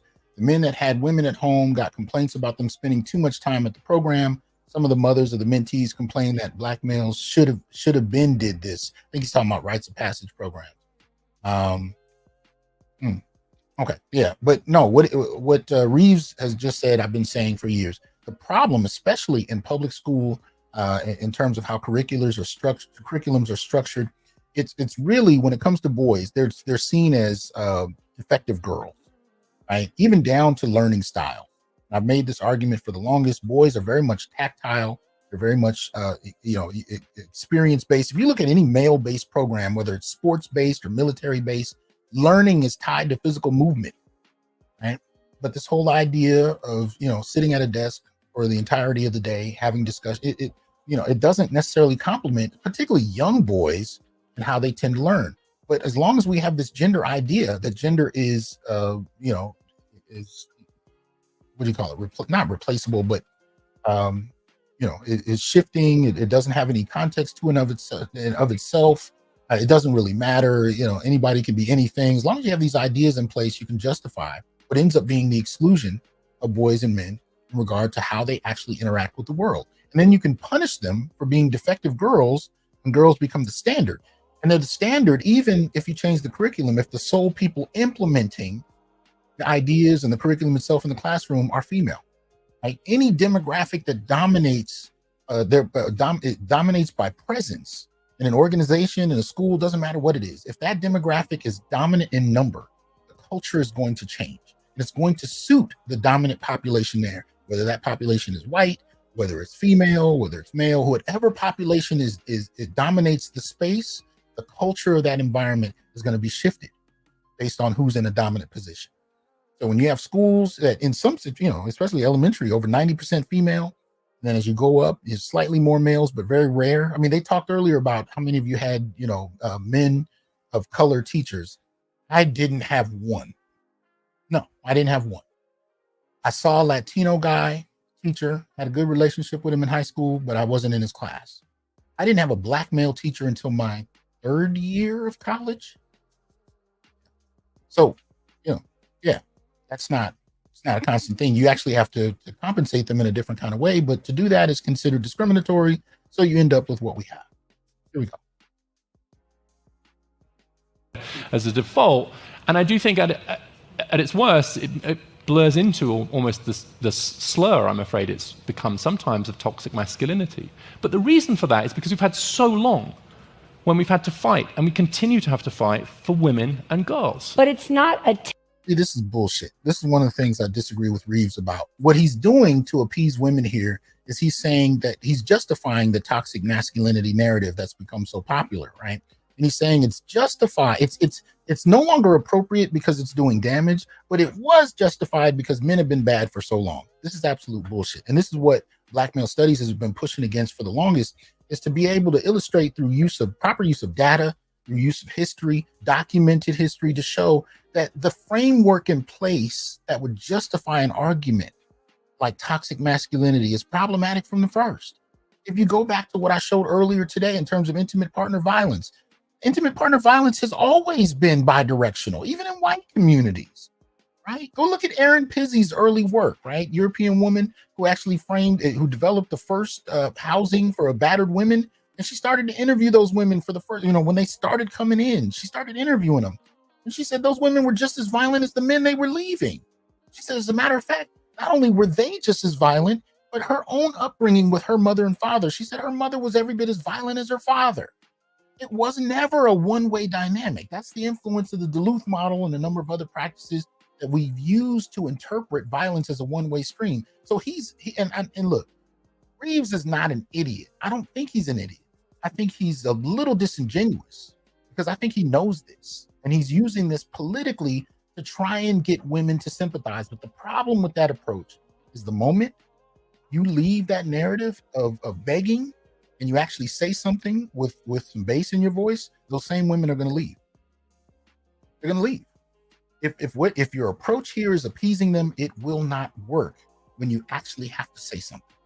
So this approach that he's using of trying to suggest that women who are primarily framing, or feminists in particular, who are primarily framing this argument of toxic masculinity were right at some point, is already a dehumanizing gesture because it's never been accurate. That's something he's framing. There we go. 10-year-old boy today's fault. And the history that you're talking about, he didn't grow up with. No, he doesn't know anything about it. This is the argument they use with like slavery and whatever. It's not white people's fault today. I mean, they may have enslaved people years ago, but white people today didn't do it, so they shouldn't have to be. She's trying to use the same argument here with boys, right? Well, 10-year-old boys, they weren't toxic, but she's saying, I agree with you that men have been. So the argument is still justified, right? They're not actually looking at anything to question whether or not the basic argument about toxic masculinity was ever accurate in the first place. He's assuming it. She's agreeing with him. But then they're saying, but the little kids aren't responsible. We should at least be nice to them. But these grown motherfuckers deserve whatever happened to them. He's but mystified. We're putting it on him of all that his forefathers did to oppress other people, and he's 10. But that's the problem then if they go online or they end up, we're all alluding to where they might get these answers from, which is, I think you just said, they'll find someone who'll explain it to them, and they'll say, the most successful online reactionary figures say, you're struggling because they hate you, they being the feminists, and we should go back, right? And what they hear too often from more progressive or center-left audiences about their problems is deafening silence. Because we're afraid that by talking about the problems of boys and men, people will think we're somehow against women and girls, that it's a zero-sum game, that we're only allowed to think one thing at once. In fact, the Surgeon General talked beautifully about this recently, where he said, I've got a son and a daughter. The idea I'd care more about one of them, or the idea that because I love one, I love the other one less. But that zero-sum frame has become very crippling. And so if the boys don't hear positive messages about masculinity, they only hear it framed either in a negative way or a reactionary way. So sure, many reactionaries want to turn back the clock on women. Sure. But a lot of progressives feel like they're turning their back on men.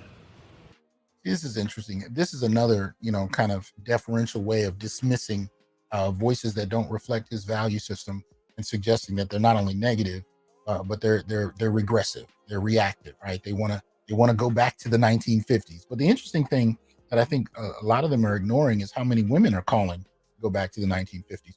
When the economy gets difficult and it becomes strained and you have to work harder and harder for the things that you've already had, you'd be surprised how many women will turn around and say, and we've seen video after video after video of this from women themselves. I don't want to work this hard. I don't want to do it. I'm tired. I want to be married. I want someone to take care of me. I've heard it even from random shit like, I'm tired of shoveling my own yard. I'm done. I'm done. I want a man. I'll do whatever it takes. It's not that you just have all these toxic men trying to live like this Leave It to Beaver life again and put it back into the 1950s.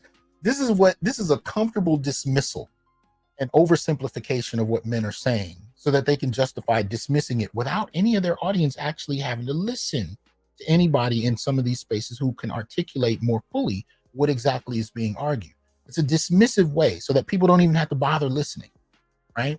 But you're not even listening to women who, in many respects, and we've especially been hearing this since the pandemic, the worse that things have gotten, the more willing women have become to accommodate and to become cooperative and want to discuss and negotiate. We've seen a lot of that transitioning, the more difficult the environment has gotten. And particularly when we saw resources that started going to the Ukraine and going to Israel, as opposed to going to the social programs they used to go in, even within the Black community, we started to see more and more women coming out saying, you know, we girl bossed too hard. Maybe we weren't sensitive enough. Maybe we were being solipsistic. Maybe we were being a little arrogant. Maybe, you know, I actually do need help. We started to hear more and more of this language. But here's the other twist to it. In the Black community in particular, what we heard was that Black women were doing so well. Rebecca Lynn Pope was an example of someone who said this. They're running circles around Black men, which was never accurate. There was a small percentage of Black women that were making six figures or more. And that percentage was smaller than Black men that made six figures or more. But still, there was a small percentage. And that became the face of how Black women as a whole were doing, which is not true. They still earn less than employed Black men. We took this idea of successful Black women as the face of how well we're doing, how well women are doing. And we said men are trifling if they can't do better than the women, and the women are running circles around them. That was never accurate. But that became the popular view of Black men and women, for example, right? And so now you have a situation where they're apologizing, but they're only going to do so to a certain extent, right? And the men, and this, if you listen to BGS's show earlier today, where he's referring to psych hacks, he makes a brilliant point about how the men have begun to withdraw and are waiting. They're actually waiting and doing nothing. And we're watching this pressure, particularly this economic pressure, start to force women to move away from some of the unrealistic expectations. See, this is part of what Reeves isn't talking about as well. When he talks about men who are trying to get women to act like they're, you know, to regress or whatever, he's being disingenuous. Because what he's not telling you is part of a good portion of the problem wasn't that men were making 1950s demands, but men were telling women that we were being held to an unfair, unrealistic standard that does not allow for us to partner, to form families. It doesn't allow it. If every man has to be 6 feet tall with six packs ab and a six-figure income, even though, 9-10% of America makes six figures across race and gender, but somehow if you don't meet that standard, you're less than. See, these are the kind of unrealistic demands that were imposed on men that help contribute to men withdrawing. So now you got people like Reeves coming up saying that you're not a man if you've withdrawn and you're toxic and you just need to step up and take it. But he's not addressing what they're responding to. This is what's fundamentally disingenuous in this politically correct Manosphere's approach. All three of those guys are tap dancing around men's experiences so that they can blame men and target boys as a site for improvement and support, mainly because men don't generate empathy in women or in the larger society. Right. But here we go. Or blaming them for their own problems, and that's a very difficult environment. Wes, what do you think? I think it's right that we have to be able to strike a better balance. Oftentimes, even if you look at policies and things put in place, it's oftentimes about the repairing of boys, how we need to be fixed, how we need to be healed. Notice how the discussion has shifted away from men, right? They started out saying boys and men, but again, men don't generate empathy from society or in particular women. So you shift more to boys because then you could say some things and maybe the women will hear you, and if you cower well enough, they may pat you on the head, but they won't feel empathy for men to any great degree. Right, so this becomes the slight pivot, right, of the politically correct manosphere. Just say what women will like, add in a little bit of truth, but don't explain men's context or men's experiences, not only in society but with women. And maybe they'll give you a Scooby snack.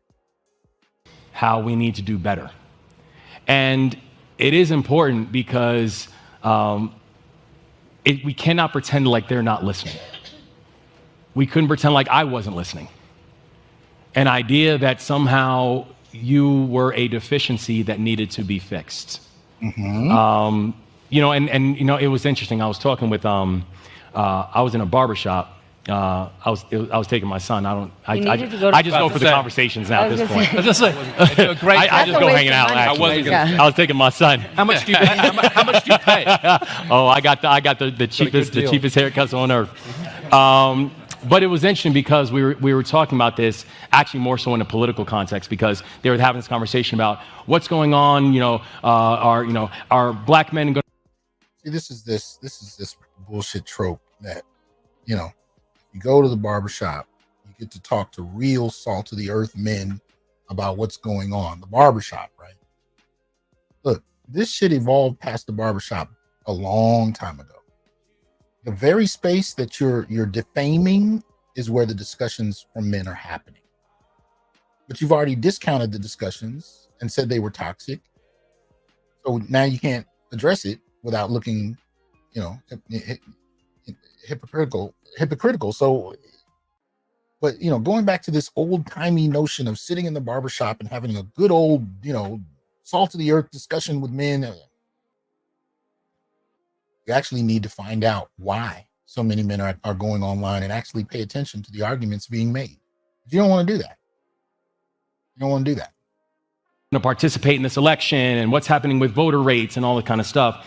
And someone said something I thought was really interesting, where he said, we put so much of a focus on supporting and uplifting black girls, which was so important because we've gone for so long with essentially taking black girls and women for granted and a measure of neglect. And the idea that, frankly, we all of us, and I don't care where we come from, what we represent, every single one of us, we stand on the shoulders of black women and the contributions that black women have made to our society. Notice what he did, right? He actually agreed with the idea that we placed so much attention on black girls, not enough on black boys, but he quickly had to flip it back to, but we rely on black women, they're the backbone. So you had to do that because you have to pander. You have to beg. You have to show you have to defer to women. And the reason you have to do this is because if you don't, they'll be mad at you. The difference between the politically correct manosphere and the black manosphere, for example, is that we stopped apologizing to anybody, particularly women, if they did not like what we talked about. In the black community, most especially, as long as women supervised what you said or thought from childhood onward, you get to a point where you're not even going to frame the thoughts in your own head that they're not going to like, because you get trained. You're socially trained to appease. I mean, think about it. As a child, you have to depend on this woman for your very sustenance. It literally comes from her body. You learn as a child that you have to appease women to survive, especially in an environment where men have been pushed out. Men in authoritative positions, or traditionally positions that had power and authority in the family. And that didn't mean that he had to have sole power. He could have had half. But now that those positions are gone, you learn that much more that you have to appease her. So even in this quick little statement, I agree with the men at the barbershop. We placed a little too much emphasis on girls, but black women are the core of the community. I said it. Don't come at me. Look. Supporting spaces where men can speak unapologetically is not an attack on women. It just means that we can actually have a conversation and actually hold women accountable for their part in something that we're not allowed to say in a mainstream context. But it's interpreted in the popular framework, in the popular mainstream space, as an inherent attack on women, which is very similar to what they were talking about a little earlier in terms of this whole idea of, if we talk about, girls or boys, it's a zero-sum game for the other group. It's very much the same thing. The trick is, don't participate in it. Do what needs to be done and let the chips fall where they may. Say what needs to be said. Speak the truth. And we have no problem doing it with women. We've been hearing the truths from women for decades, and nobody was concerned about whether it hurt men's feelings. Nobody gave a damn. I've been hearing niggas ain't shit since I was a kid. And nobody cared if it hurt black men's feelings or nothing. But now you got politicians sitting on stages next to scholars. They have to tiptoe and tap dance around women's feelings. You get to the point where the goddamn host is coming more raw than they are. Anyway.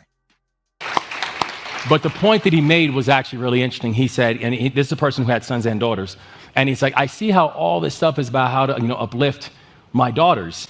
Look, I've had mothers reach out to me and say, I didn't know until I had a son. I had a couple daughters, everything was fine. And then when I had a son, I realized there were no programs for him like there were for my daughters.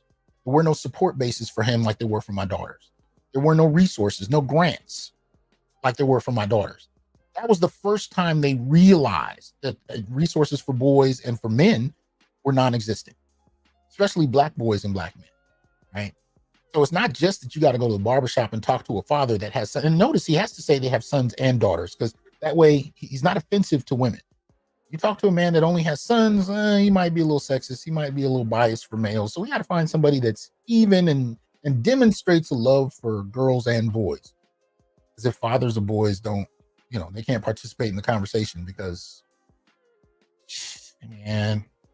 And he said, and it's been amazing to me how I just don't see that for my sons. And how my sons are spoken about like they are a deficiency. And he said, I fear we don't want to turn black girl magic into black boy tragic. That we have to make sure that we're coming up with a way of being able to celebrate these boys, who they are, what they hope for, what they aspire to be, and that our society needs them. Because if you do not embrace that, if we have policies that are put in place to essentially to fix, if you have language that is being used to curtail a measure of creativity, then we are going to have measurements of unintended consequences that we are not and have not put enough thought into how exactly we deal with those kind of consequences. I'm so glad you're saying this, Strat, because I guarantee right now there are laundry baskets in Wes's house and my house that have T-shirts in it that say the future is female, girl power, black girl magic, and they're amazing. But our boys' laundry is in those same baskets. How do we make sure they're not left out?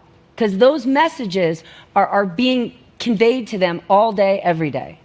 The reason why I wanted to participate in this panel is because I wanted to be a part of something that I think is going to define whether or not we're going to be able to meet the challenges of our time.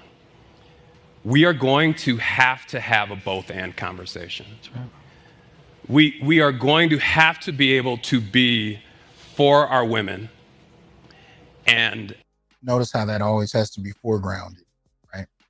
Before you can advocate for males of any age, you have to foreground and demonstrate over and over again how dedicated you are to girls and women before you can make a statement about uplifting boys and men.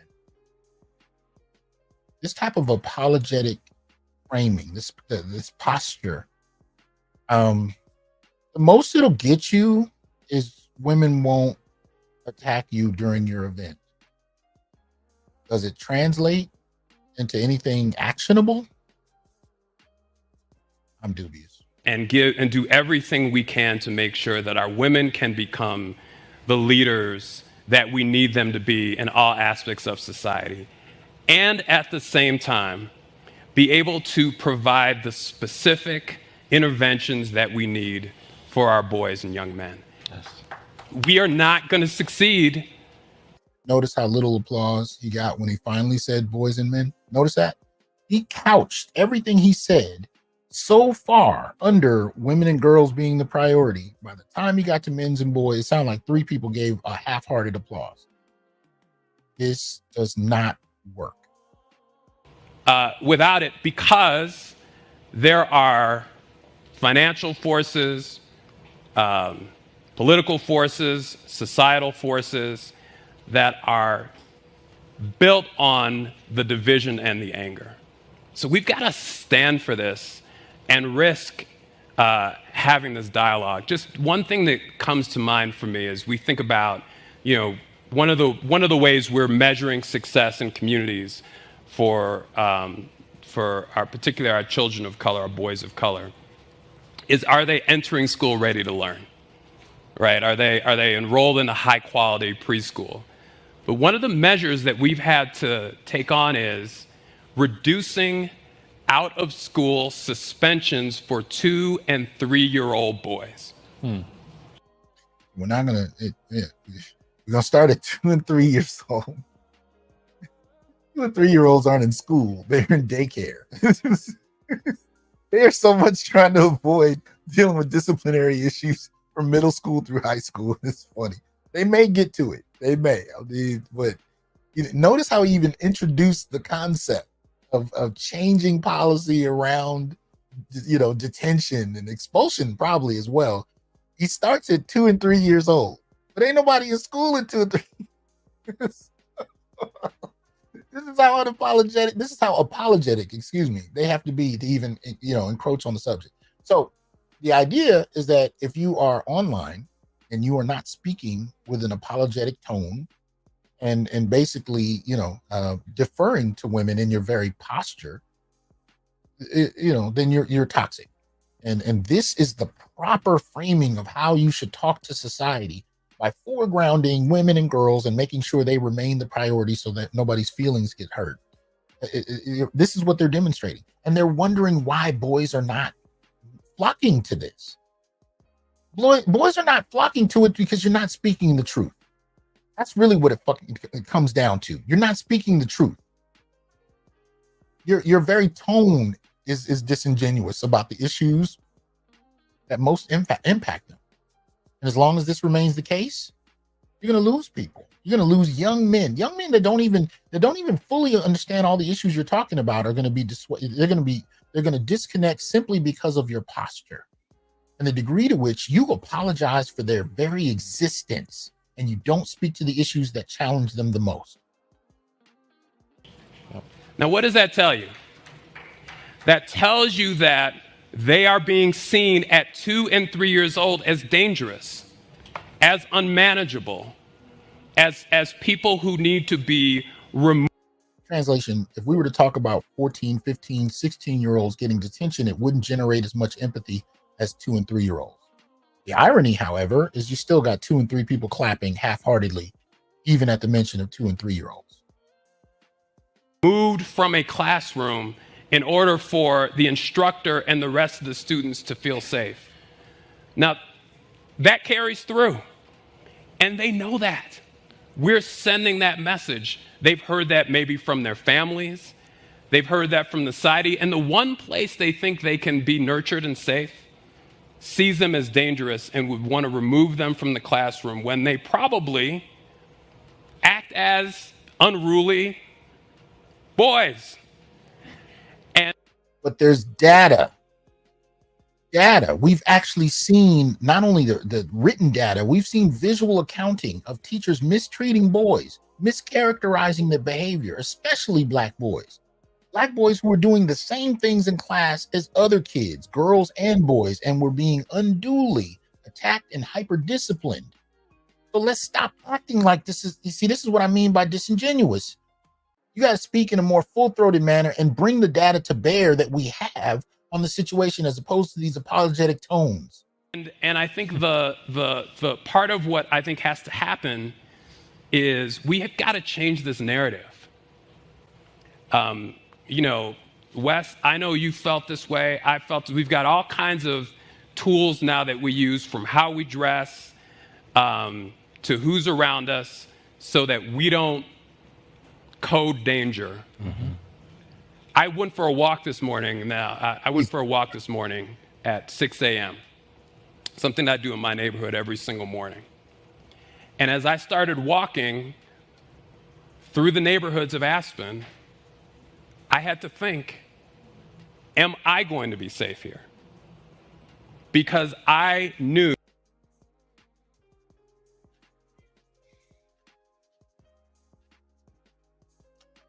Are you going to be safe in the neighborhoods of Aspen? You don't have to be from the hardest hood in the world to advocate for black men and boys, or for men and boys in general. You don't have to come from the bottom. You don't have to come from welfare. You don't have to come from gang membership in your youth to advocate for men and boys. You don't. But this,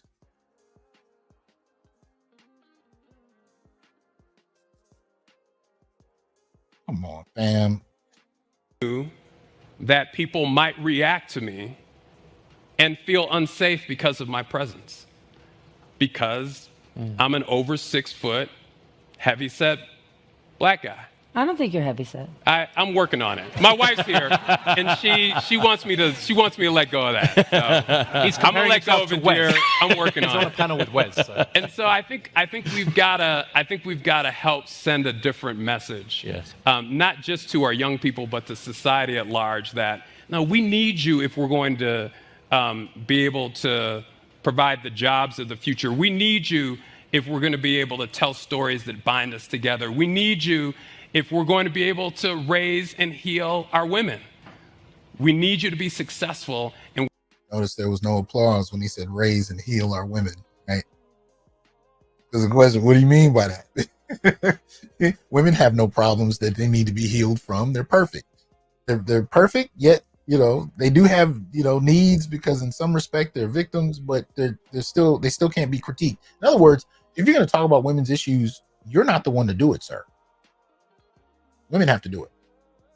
You can defer, but only if you're directly quoting what other women have said, because you yourself are not qualified to speak on women, whether it's what they need or how they've been out of step or out of pocket. You're not allowed to speak on that. You bring up women and girls, you better say something quick, something pat, and something non-threatening. Because if you demonstrate anything that suggests a critique, you're going to get attacked. we're going to listen to you as to what you need to be successful in this society. This idea of rising together and the future being female and male as equal partners is, I think, at the center of this conversation. But I can't help building on your comment about coding. This is one of these, as you pointed out, I didn't grow up here. I'm a new US citizen, but my godson is 6'5", black, grew up in Baltimore, and he turns up one day, he sells cars for a living, with glasses on, like very like yours. I said, why do you, hey, you're getting old? He said, no, they're clear lenses. Ray hit me on Facebook Messenger and hit me directly. I don't think I saw whatever it is you were trying to send to me. I don't need them. I just sell more cars this way because white people trust me more. Turns out this is well known. It's well known. Well known, right? Turns out almost no white people in America know about this, but pretty much every black person in America knows about this.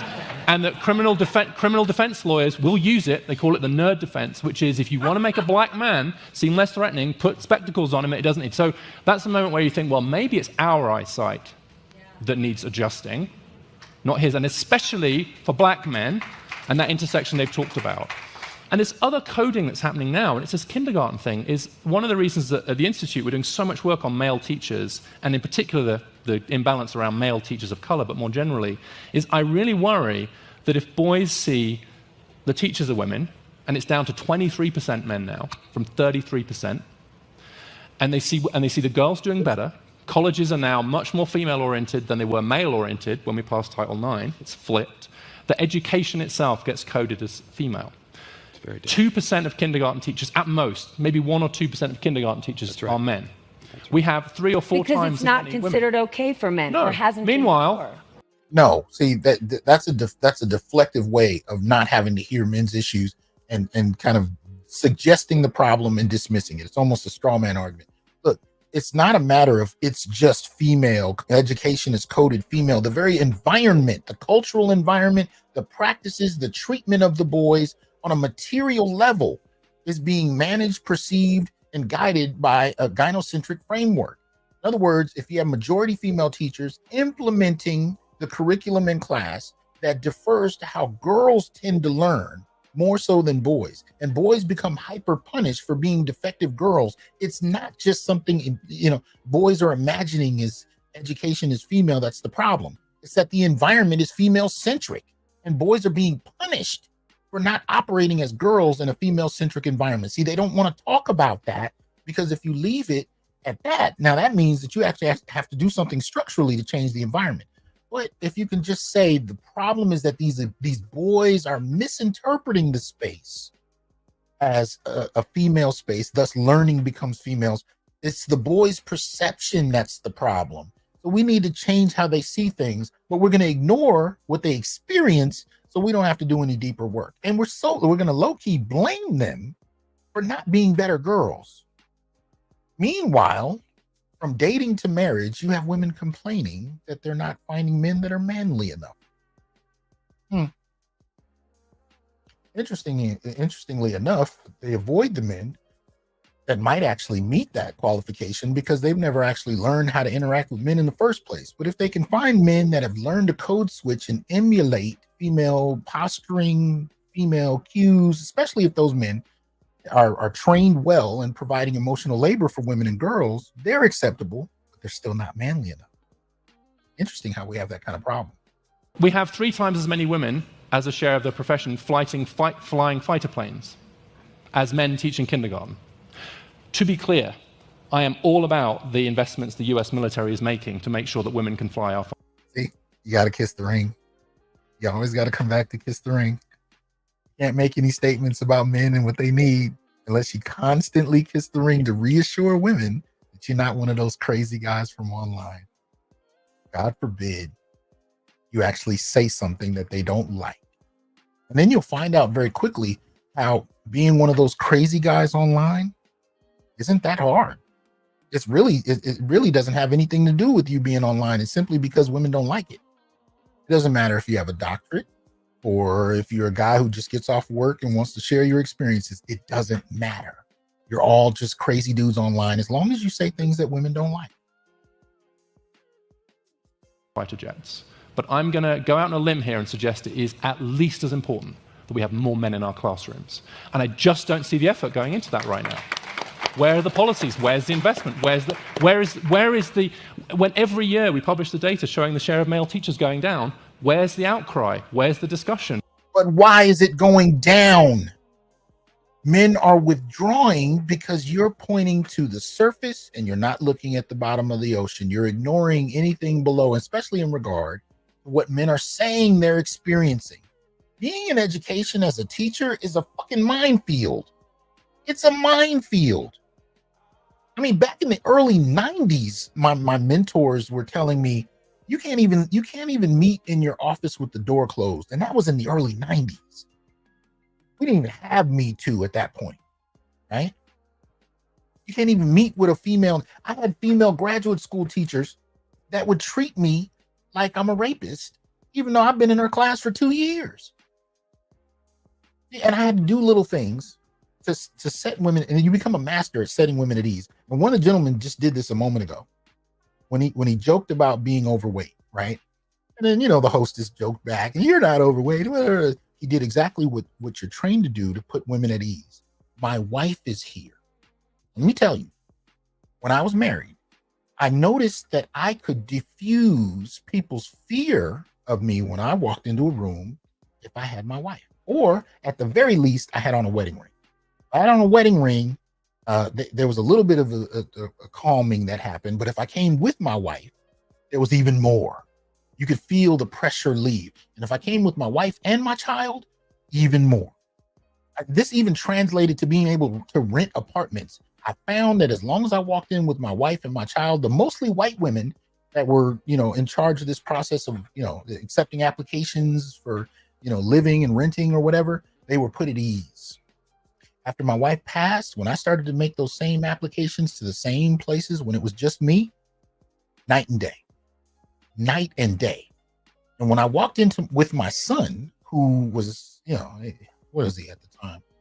I'd have been 9, 10. He's going through that awkward phase where he wasn't a cute little kid anymore, but he wasn't a man yet. He and I come walking in the room. Oh, the rental's not available anymore, sir. Word? Strange how I've heard that about 15 times. And I'm not bullshitting. Anytime I've ever rented a place, I had to apply to over 50 of them to get them, even with a guaranteed tenure job and an income. And no track record of anything negative on my report. Didn't matter. If I walked in with my wife and my child, discussion changed immediately. Where are the New York Times pieces about it? We shrug our shoulders and move on. We would not do that if it was the other way around. The investments happen in Maryland, to be clear, by the way. Here we go. I'm just saying. It starts in Maryland. Hey, Maryland. Does it go further? And I got to tell you, even the kind of humor that they're using is all about diffusing tension. All about diffusing tension. This is emotional labor. This is what we talk about on this channel. I developed the concept of male emotional labor. You know what I mean? And it's direct. It's because the concept of emotional labor, I didn't develop the concept. It existed in psychology in particular long before I came up with it, where I dealt with it. But it's generally, in a colloquial fashion, something that women invoke to describe how men are so off on how to deal with them. The concept itself is very much treated as if it's just synonymous with women's frustrations with men, not being able to read their cues, not playing the proper roles. When I talk about male emotional labor, I'm talking about the experiences men have with anticipating, preempting, deflecting, using humor, whatever it is, to anticipate her emotional state and make her feel comfortable, sometimes before the situation even occurs. Because for the most part, nobody, including men, acknowledge that they even do it. So when I introduced the concept of male emotional labor, the first time I introduced it on YouTube, I described the situation. And it was after my wife we lost a child, right? Before we had my son, she was so terrified. We would go out places, and if we saw women with babies, she would fall apart. So I had to learn to develop things, anticipatory behaviors, so that I could deflect from things, so she could be protected, right? So if I saw a woman walking down the street with a baby, I would change the direction we were walking before my wife saw her. If I saw a commercial for an upcoming broadcast that was going to deal with women losing their child, I would change the channel, right? I would do these little things so that she would not have to be upset. And what I found was that she knew about it, but she deferred to me, and she wanted me to play that role because she couldn't handle it. Now, that's just one of a million different types of examples where men have to be able to perform a certain type of emotional labor. So what I'm saying about this discussion, the laughter, the jokes, very surface level, very calm, very not too loud, not laughing at anything that might be offensive. My wife is in the audience. Those are all gestures that men make at male emotional labor to offset the potential tension that women may feel when they're advocating for boys and men.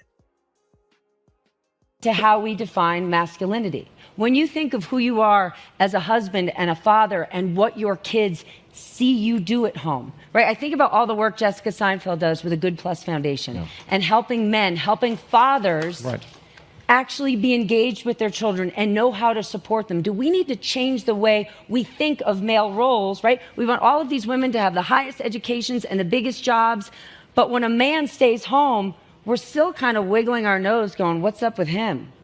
It's interesting. Just that a moment ago, she cited a woman that she said was doing some good work, right? One of the things I noticed was that women are like little nationalists in a way.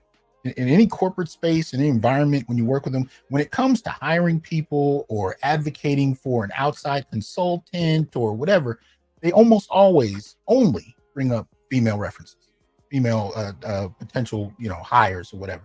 This is what I find takes place more often than not. Women advocate for other women. When you advocate for men, it's a problem. When they advocate for women, they're just, being good workers. They're trying to help, so on and so forth. So what she just did a minute ago, and I remember laughing about it because I was watching The Boys a couple weeks ago, and there's moment in there where the woman that manages the Seven, she was trying to recommend new heroes to join the Seven, which in The Boys is like the Justice League, and out the gate, women starts advocating for other women, and it made me laugh because of how often I've seen it, especially in the workplace, especially in academia, right?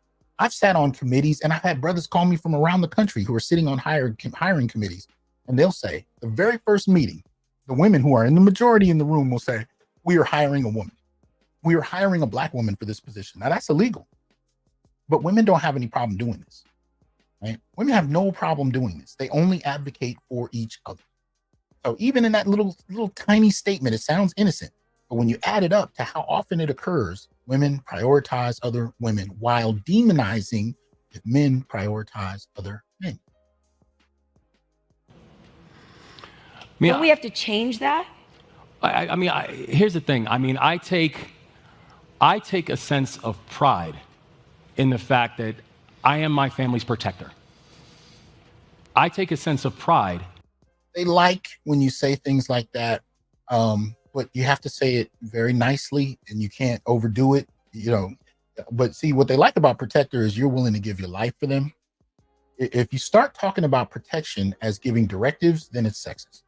But here's the problem, especially if you talk to like a bodyguard or anybody like that. Somebody who's providing protection also needs to be able to actually make serious decisions, right?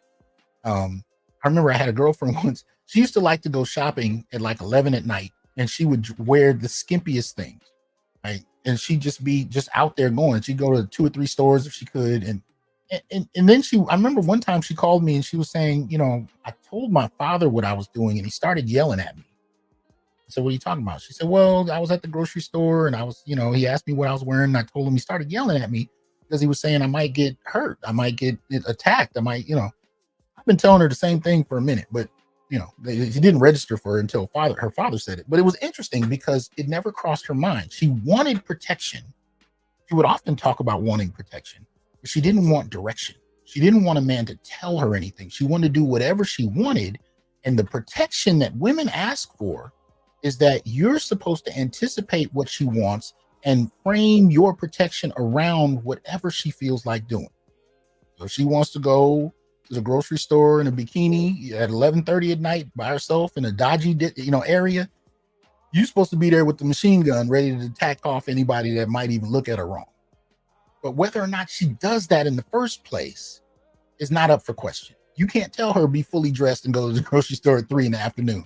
No, you're supposed to go along with whatever she says. Now, granted, the grocery store there, it's just an example. I'm not wedded to that, whatever. But this is the kind of framework we have. So protection is okay. You can say it, but only if you kind of defer to her and how you go about it. So let's see if he does. That, as my wife says, who's standing right there, hey. She says, I never feel safer than when my husband's around me. Mm-hmm. I take pride in that. I take pride in the fact that I can be a provider and a protector for my children. I take pride in the fact that even if you think about, the Bible and biblical about how the man. That's the only time you can invoke providing and protection is when you get biblical, but they don't mind providing and protection. But here's the rub, especially in regard to provisioning, right? You are the provider, but she can do whatever she wants. She can work part-time, full-time, not at all, be a stay-at-home mom, have no kids and be a stay-at-home woman, be a kept woman. She can work full-time. She can start an entrepreneurial business. She can do whatever she wants. Your ass better work. Now, you're supposed to make more than her. But if she gets to the point where she makes more than you, the expectation is that you still provide, which means you not only pay all the bills, but you pay for whatever else she thinks you should pay for, right? Her money is her money. You can't make any decisions around her money. She can have quite a bit of say about what happens with your money. That dynamic in and of itself is so constant in American relationships in particular, but we're not allowed to talk about it without being socially shamed. So this idea of being the provider is very skewed in a problematic way. But you're not allowed to say anything about it. But if you doubt me, ask how many men have experienced it. How many men, even on the dating level, not even marriage, just on the dating level, are expected to pay bills within weeks of meeting a woman. My mother told me even in the 80s, she required a man to start paying her bills within 2 weeks of meeting her. In order for her to feel like he was serious. That was in the early 80s. What are we talking about in 2024? So again, if you want to talk about providing protection, all of that, great, let's talk about it. But how do you sidestep men's actual experiences with that with women on the ground today? Well, you deflect by not talking about what men are saying and maybe defer to the Bible, and you can talk about it on those kind of, and no disrespect to this gentleman here.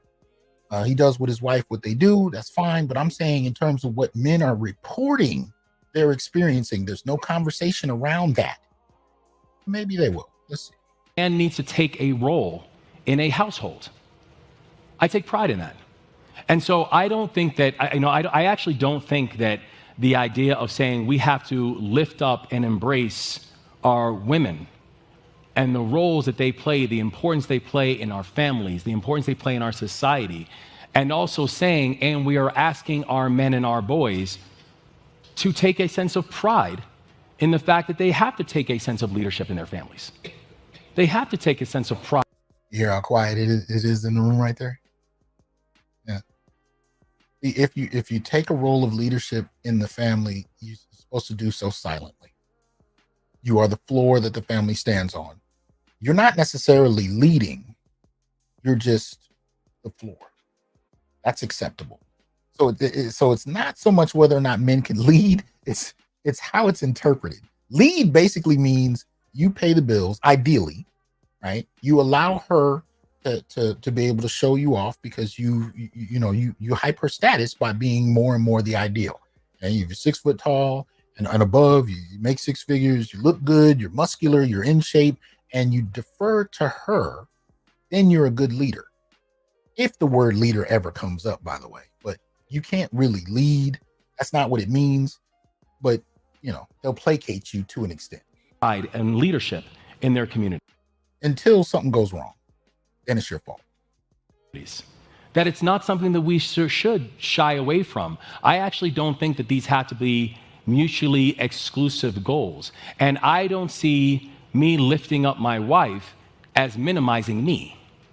Nor does she ever think that her lifting up her husband is in some way diminishing her role. I think there's an importance in both of us lifting each other up. That is the intention, that is the goal, and that's what I think all of us should be able to aspire towards. Sure. Can I maybe just... All of that sounds great until people actually get into your relationship and find out what's happening. See, I mean, when you can present yourself online, however, and that's it is what it is. I mean, we see a lot of people online that are even anonymous, right? They have emojis and icons instead of showing you their face. We get to be whatever we want online.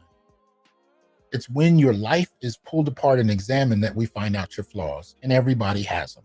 But when it comes to men, the idea of leadership, protection, provisioning, more often than not, the policies and the shifts in the culture over the last 5 decades around those policies has greatly redefined roles.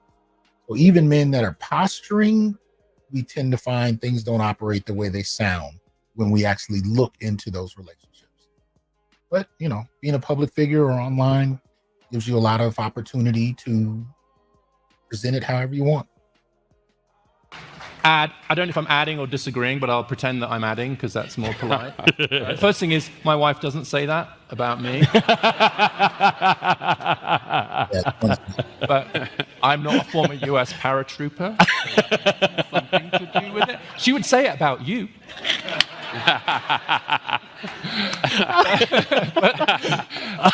but actually, I agree with everything you've said about being partners and rising together. I was a stay-at-home dad for a while. My wife was doing a very, very, very high-intensity job, and we kind of agreed we wanted to share child rearing together.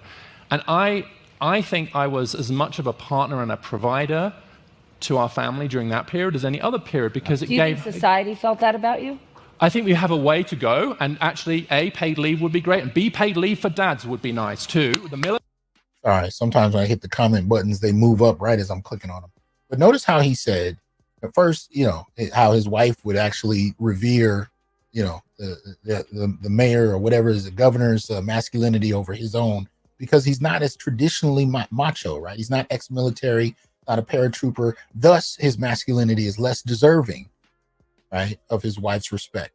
But then he kind of moves into this idea of we wanted to do it together. I wanted to be a stay-at-home dad. And it took the woman host to say what he wouldn't, which is you're trying to say that she respected you playing this role. We don't have a way to verify that. But we do know that society doesn't revere men that are stay-at-home dads. And when she asked him the question, instead of saying, yeah, you're right, he said, we have a ways to go, right? Which is a way of, this was a non-threatening way of suggesting that women have things to do. They have problems. They need to be critiqued, or society. But we're really talking about the gynarchy. We're really talking about women that are uncomfortable with being critiqued altogether. See, he doesn't want to say that. So he lets her infer it. And then he says, well, you have a ways to go. Don't be mad at me. Come on, man. Military has that now. Well, let's have it for dads, and but it takes more of a. And the reason is because it enabled her to focus on what she was doing right then, and I was engaged, and I was in the community, and I was doing all that. And I think I'm going to take the risk of saying what I think women want. Risk. Which is always dangerous on a panel like this. But I actually think there's something to be said, like women want partners. They want men who are kind of with them, who are going to pay equal effort.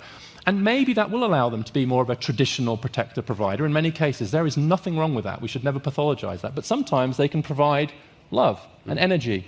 And they can provide by being a stay-at-home dad while you pursue your career, etc. Right? And so we've got to expand these ideas of provider and protector, I think, and bring them up to date for the modern world. Because I've got to tell you, whatever society was telling me, I didn't feel any less like a man raising my own kids, raising my own boys. And any society or institution that tells you you are is our enemy. You know, there's this great program. You know, if you ever question how women look at that, go online and look up women talking about the ick.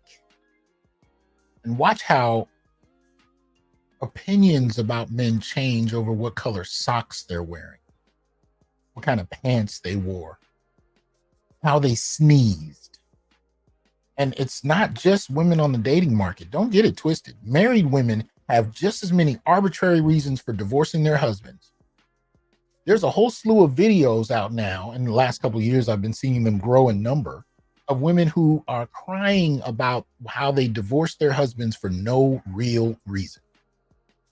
Essentially, the married woman's version of the ick destroyed their whole families behind arbitrary things. And he's discounting that. Because this is the thing. He doesn't want to critique women. But what I'm saying is you have to deal with what men are experiencing if you're going to advocate for men. So yeah, you can say I was stay-at-home father. Well, that's great. But what does the everyday dude have to deal with if he decides to be a stay-at-home father? What's the reality behind how he's perceived and treated? Not just your personal experience. What are the men saying they're dealing with? When the men are saying they're dealing with women that respect them less, that lose attraction for them, that stop having intimacy with their husbands. Sex is just one dimension of that. When women lose attraction because they say that he's not masculine enough, he's not man enough, he's not this, he's not that. These are the same women that advocated for us to move away from gender roles. But when your wife leaves you for it, and you have to deal with the reality of it, but nobody on this panel is going to speak to that experience, but you call yourself advocating for men. That's a problem. Where do those men go? They go to the spaces that you call toxic, but really it's not about toxicity. It's about how can I speak to my experiences that the mainstream public doesn't want to hear. In Chicago, it's called the Dovetail Project. And they work with young men who are justice involved, I think is the word you'd call it, is the phrase you'd use now, who want to be great fathers. And a couple things. They found, at least in Chicago, that Black non-custodial fathers are more involved with their children's lives than any other demographic. That's right. So they're participating in their present. So we have to get rid of that myth of the absent father in that way. But, and I experienced this in my own life, my father left our family before I was born. I know that we can work across divides because my mom remarried this long-haired Latvian immigrant who adopted me, and I took his name, and so he loves me, so I know that that's true. But but because of that experience, I didn't have, and I find these young people in the Dovetail Project don't have, the knowledge and the skill set, and therefore the sense of efficacy in how to be a father. And so society gives them the opportunity to just kind of stand back. They want to participate, but they don't want to make any mistakes. Yeah. They don't want to screw up their kids' lives because they feel like what they got, perhaps from their families, wasn't the best. And I think one of the things that we've learned is that, that carries in our DNA, right? I don't know where my father got his perspective on being a young father at the time, but having grown up Black in America and having come to Chicago through the Great Migration, I don't know what his father went through. And I don't even know if his great-grandfather even could have had a family or stayed connected to his wife and his children, right? So we carry that with us. But the beautiful thing about us as human beings is we can heal from that and write a new story, and we have not just generational trauma, we can have generational healing. And so we can turn these young people like this program does. They are now the heroes in their society. They're the heroes back in their neighborhood because they're the ones, non-custodial, coming out of prison, coming back to their community, choosing to become the leaders and present in their families, and are given the skill sets. So, you know, changing diapers, dealing with a raucous child, trying to set boundaries and set limits. They've got tools for how to do that and how to participate, not only as fathers, but also as spouses. And so I think if we choose to take this on, what we'll find is these young people will do more than we expected them ever to do because they're beautiful human beings, just like everybody in this room. Then let's stay in the beauty because that was such a milquetoast. And by the way, Uru, you ain't shit for that statement, by the way. But that was just that. There was a lot of milquetoast statement there. It was, and I don't dislike any of these men. It's not about that. I'm not personalizing it. It's just the posture that they believe they need to have to appease a population that doesn't give a damn is my issue. We're talking in large part today about what are we missing when it comes to our boys, or how are we failing them? Think back to when you were just a boy, and all that we're trying to do now. Is it better to be a boy today than when you were a child? Because I'm guessing there wasn't a lot of people talking about empathy or addressing your emotions or expressing your emotions when you were 5 and 6 years old. Maybe your family was, but society wasn't, and the education system wasn't. And at least we're talking about it. Yeah. No, you know, it's fair, and so you know, from my background, I was raised by an immigrant single mom, and a woman who didn't get her first job that gave her benefits until I was 14 years old.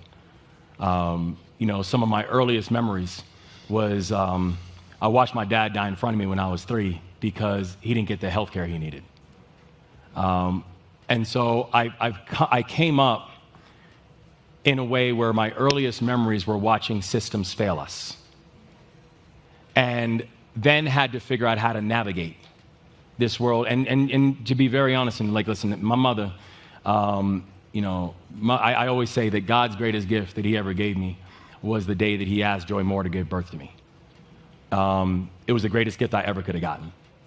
I also know that there were certain things that she could not teach me about going into manhood because she had not experienced that. She needed help. She needed supports. And you are right that honestly, coming up in communities and frankly a society that was not there to help, that was actually there and in many ways was causing harms, and making that navigation, making that journey that much trickier. You know, it is powerful that we are being able to talk about it, that we're able to embrace it, that we're able to discuss this and understand the dynamic and the challenges. I just think we also have to be very honest that so many of the obstacles that are sitting in front of our boys right now, they are systemic. And stories like mine shouldn't have to be exceptions. Now, here's the thing. You can say that the obstacles in front of our boys are systemic. Notice how you won't say that about men. Because you don't get empathy from women about structural and institutional barriers to men. So they won't even introduce that. Let's keep it at kids, and then maybe the women will give part of an ear. But they are.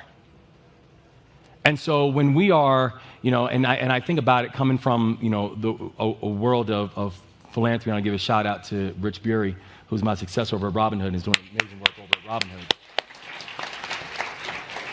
And we continue to realize that, you know, every single year we're making investments of hundreds of millions of dollars into elements that focus on everything from food insecurity and housing insecurity and educational supports and all this kind of stuff. But there's a reason why. The reason that we have so many programs that invest in food insecurity is because we have so many people who are food insecure. The reason we have programs that invest in housing insecurity is because we have so many people who are housing insecure. See, this is the thing. This was an opportunity to advocate for men. And I'm trying not to comment as much because we're only halfway through this. So I may not even finish it tonight.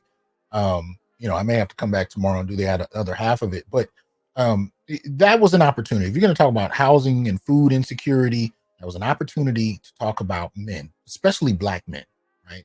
Because in my book, I talk about this. We talk about it on the show all the time in terms of homelessness, in terms of suicide, in terms of access to resources. We talk about how Black men find themselves at the bottom of that list, right? The rates of homelessness were ridiculous prior to the pandemic and only got astronomically worse, right? Astronomically worse, especially in major cities. But you don't want to say that. So you kind of generalize and talk about people grappling with food insecurity and housing insecurity. No. Speak about Black men who are at the bottom of that list. But see, again, talking about men, let alone Black men, doesn't generate empathy in women. You talk about kids, and then you make generic statements about housing and food because women can identify with that. Women, you know, they can identify with, you know, other women not having housing, whatever, you know. But you start talking about men, and I'm telling you, there's a cognitive dissonance thing that happens where they become invisible. People can walk down the street and walk by homeless men and not see them, That's what we have to address. So when you're going to advocate for men, then do so, and do so unapologetically. The reason we can have programs that are supporting boys, and specifically boys of color, making this journey into manhood is because we have so many boys of color who feel like they are doing it on their own. And so we actually have to be courageous enough to actually look at some of these systems, policies that we have in place, because we're never going to have enough support systems or philanthropy. There's not enough philanthropy in the world to be able to fix that. That's not the problem. That's not the problem. It's not how much it costs to fix. It's whether or not you're actually going to try to fix it. The issue, there are solutions that people have already come up with as far as homelessness, employment, all kinds of solutions. Hell, on the Black male political agenda, we got plenty of them. They're actually less expensive than how a lot of the resources are expended today. It's not really a question of how much it costs. It's a question of, can you actually, have the institutions in question invest in ideas that actually will change the situation. That we continue to have young boys who feel like they're navigating this world and seemingly are doing it on their own. Because they don't feel like they're coming up in communities or societies or policy frameworks that are in place to support them. They're really more in place to control them. Yes. But it's worse than our boys are doing it on their own. They're doing it with the help of the internet. Yeah. Richard, talk about how dangerous that is as the road. You notice that? That's the only way they can talk about the internet. It's dangerous. It's a threat. It's not a space for refuge. It's not a place where men are actually able to ask questions that nobody in their daily lives will directly answer them about. You know, I've developed in the last decade or so a group of online sons in many respects. And I'm not even my channel is still relatively small. I don't even have 40,000 subs yet. Right. But they're coming because they don't have anyone else to go to. And more importantly, the specific questions they have, I'm engaging the answers to their issues. These type of dudes are not going to publicly talk about those issues because it would frame women as a problem. It would frame society's gynocentric focus as a problem. And that in and of itself would align them with the men they're trying to distance themselves from. We got to keep the focus on bad men online, stupid kids, that young males that are making bad decisions and they're influenced by toxicity. You know, we got to keep the emphasis on Jermaine being as bad as possible, because otherwise we'd have to look at those we don't want to look at. Roadmap or the guide, or almost in some ways this surrogate parent for our children. We talk about the impact it has on our girls. The impact it has on our boys is equally as devastating. Sometimes it might be because there aren't people in their lives showing rather than telling, role models, so they go looking. It could also be that just they don't, a lot of young men and boys feel like the things they're struggling with, they almost feel like you don't have permission to ask about them and to talk about them. You know, they kind of fear that it won't be taken as seriously.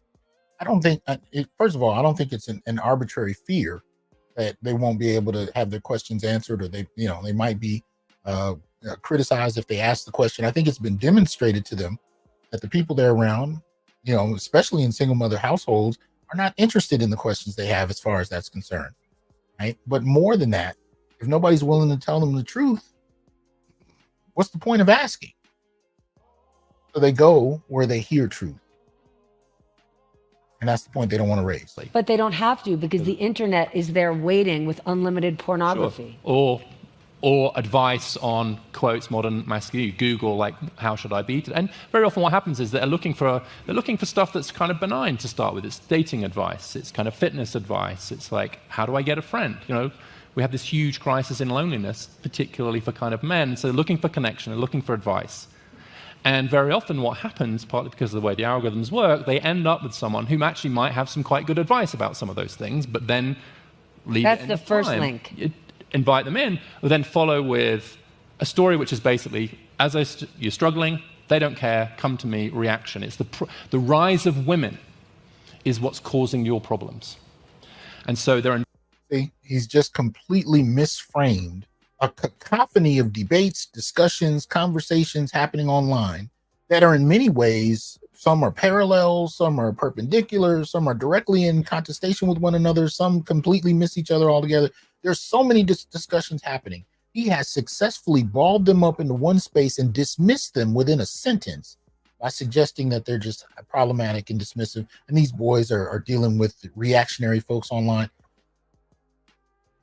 This is unacceptable in almost any other framework outside of politics. This is not how you discuss shit.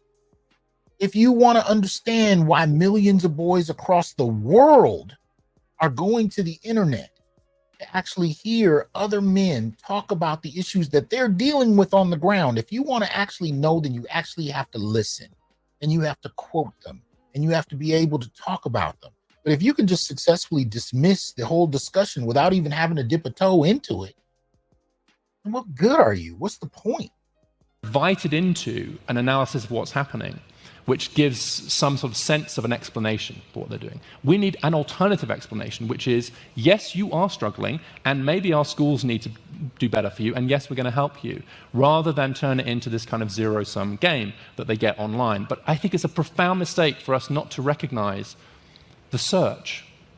If we don't like the answers, that's good. But why are so many of our men on that search? But if you're willing to acknowledge that they're searching, then you should at some point be willing to acknowledge why they're searching and what it is they're experiencing that led them to the search, and what the men they're going to are talking about and have experienced as well. This is the problem. You don't want to get that deep into it. But when the men who are speaking and the ones who are coming to listen to them have had the same experiences, then you have to go beyond demonizing an entire conversation that you're not willing to dip a toe in, and actually be honest about what the conversation is about. And it's not just, you can't just glibly dismiss it as the rise of women.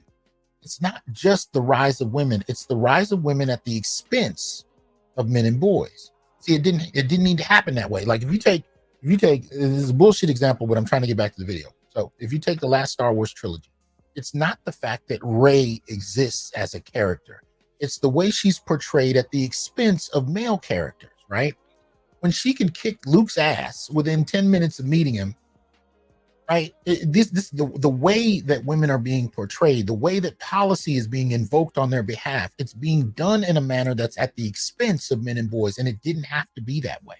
See, at some point, policymakers made a decision to treat it as a zero-sum game.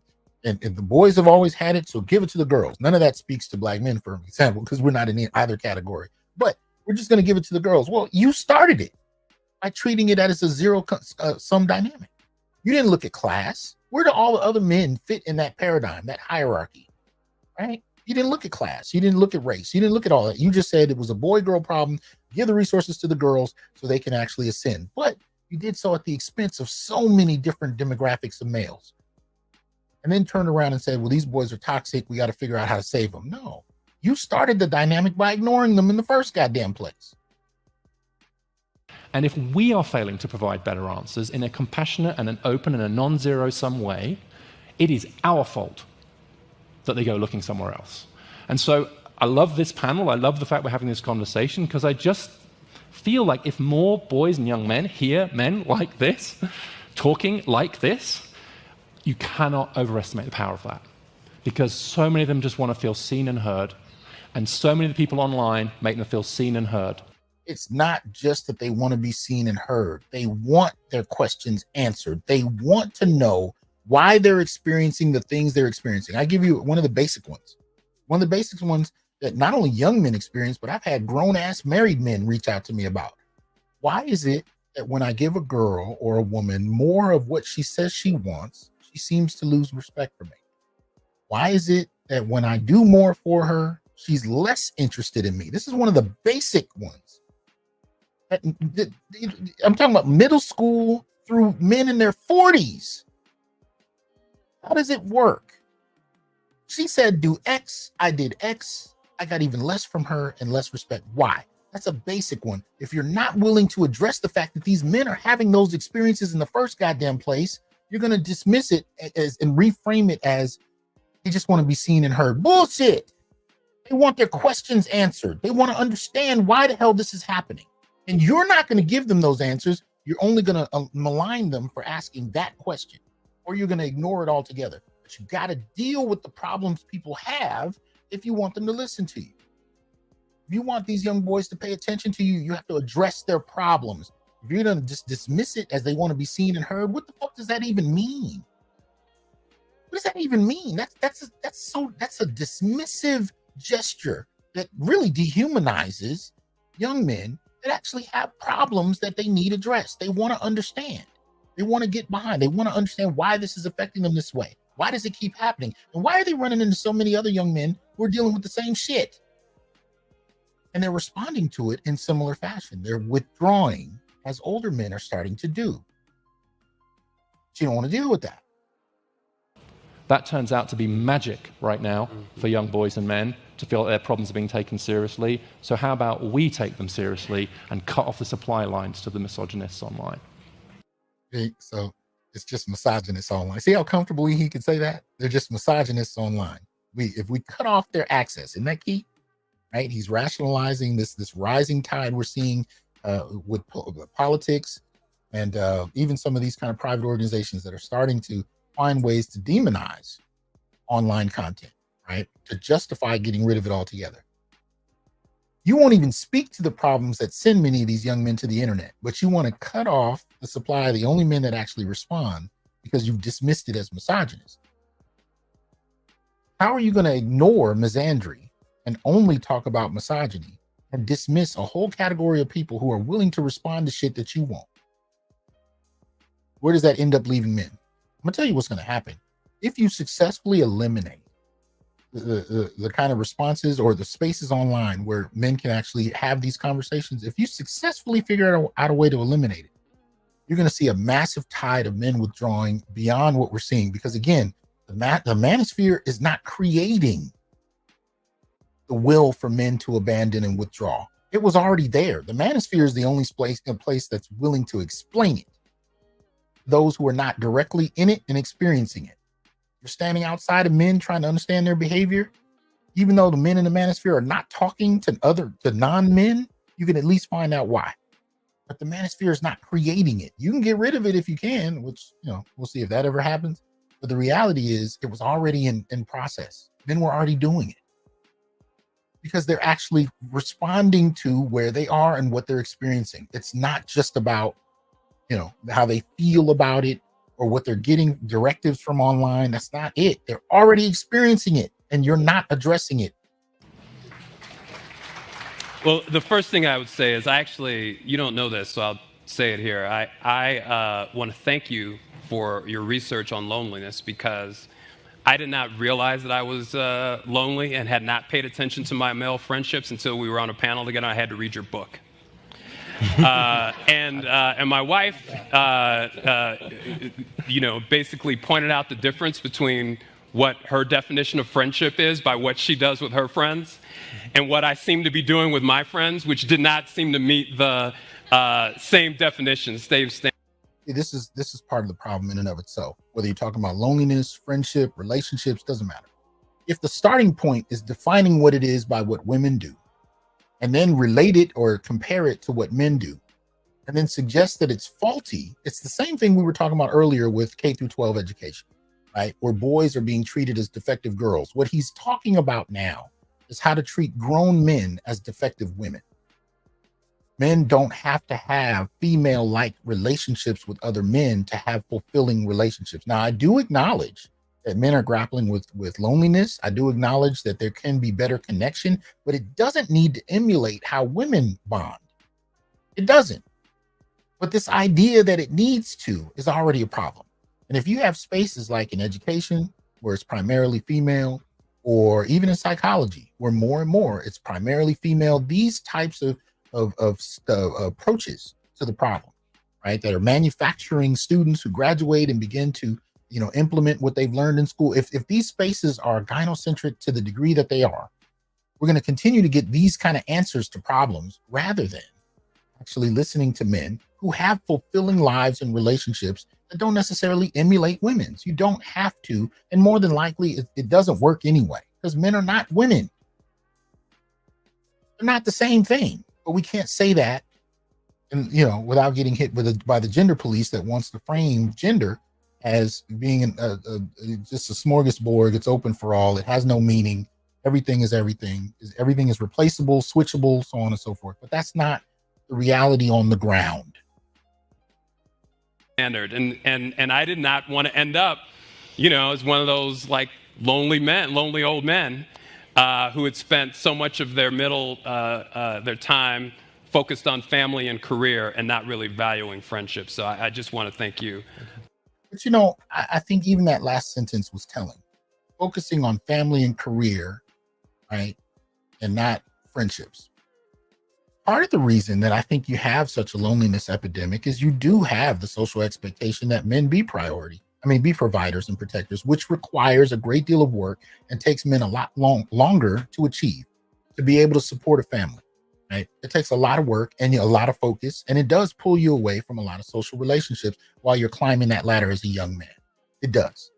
And it's hard to break out of when you have responsibilities that need to be met. Now, the feminist response to this is why we need to move from the quote unquote patriarchal model and open it up so everything is everything, and that way nobody shoulders any responsibility and everybody contributes, and it sounds great on paper. But when your wife has no respect for you and leaves you, right, especially for the very guy she just told you she doesn't want, quote unquote patriarch, right, it doesn't fucking work. Man, I've talked to brothers who make $500,000 a year, who are dating women who make more than them. And those brothers will tell me in a heartbeat, he is still expected to pay all of her bills, and she is routinely broke because of how she spends her money. But he's not only responsible for his life, he's responsible for hers and her kids. And this is coming from people making $500,000 a year and more. This is not just about, men just misinterpreting the gender dynamics. This deals with social expectation, but it also deals with a basic fundamental and almost even primal perception of men from women and families. So you can play this game of meeting what feminists say you should do as a man in a marriage and wonder if your marriage is even going to stay together. Anyway, I just want to thank you for that. I think what we see is that the boys, and particularly the young men, that we find, and I think we saw this in the pandemic in Chicago and other cities around the world, or particularly around the United States, where all of a sudden in downtown and in other communities that used to be immune to this, there was all these young people who were acting out, and there was this outcry about how dangerous things were. And I think what I heard from the people who lived in the communities where these young men lived was like, welcome to the party. This is the neighborhood and the community we've been living in and living with for such a long time. That's number one. I think number two, jobs and opportunities for these young people to do something productive has always consistently been an effective answer, right? Because all they want to do is the same thing you wanted to do, which is live out their dreams. Make a couple bucks to be able to enjoy life and do the things they want to do and build the skills so that they can have the life that they see on the internet and on television, right? We've sort of, one of the things that happened, you were asking whether it's better to grow up as a young person now than when I was young. I say now for sure, because I saw so many cousins, friends, and neighbors who were smart as me, smarter than me, had talent that I didn't have, get dropped off the side, hit a pothole. Things that I avoided because of my mother, because of teachers, because of grace, and because of dumb luck. And I look back and I know. So translation, women, grace, and dumb luck. When he said mother, when he said teachers, what are we talking about? Majority of teachers are female. I mean, for a young man, especially in a single parent household, that's usually female led, right? You don't really get around men until you start maybe playing sports. For the most part, you're taking directives from women in your household, in daycare, in school. It's primarily female driven. And this is what many people are talking about in terms of what they're referring to, what's guiding them. Whatever. What I'll do, I'm going to give this a couple more minutes because we're approaching the 3-hour mark, and then I'll stop. And I'll probably come back and just do the last part of it. And I won't do any lead ups to it. I'll just jump in and finish it. Maybe I'll do that tomorrow. But I'll give it a couple more minutes and then we'll go. That I am an outlier because I look around me at the people who I grew up with and I don't see them anymore. They're gone. They're either dead or they're out of society. And so I think the opportunity we have is to move, and you're doing this through your research, and Governor, you're doing this through your work, is we know we can run a great program for young boys or young people, right? You can go and throw a rock at any community, and I think this is a good thing. And you can find a program that does mentorship or uses sports or helps young people, with their homework. But we have not yet accepted that our standard of success has to be population level change. We've got to stop highlighting just these great individual programs while the graduation rates in these communities are at 40, 30, 20%. A great program can't be the success anymore. Can we do what Yonkers did and move those graduations to 90%? Can we do what Omaha did and cut homicides in these communities in half? Can we do what the mayor Baraka has done in Newark, which is change the definition of Newark, which used to be literally called the murder capital of America, to have murders and homicides down in the teens and a rate of closing open cases in the 90%. So that can happen if we set that standard. And I'm kind of sick of celebrating these great programs. I want to celebrate them. We need to support them. But can we set our sights a little bit higher and change outcomes for communities?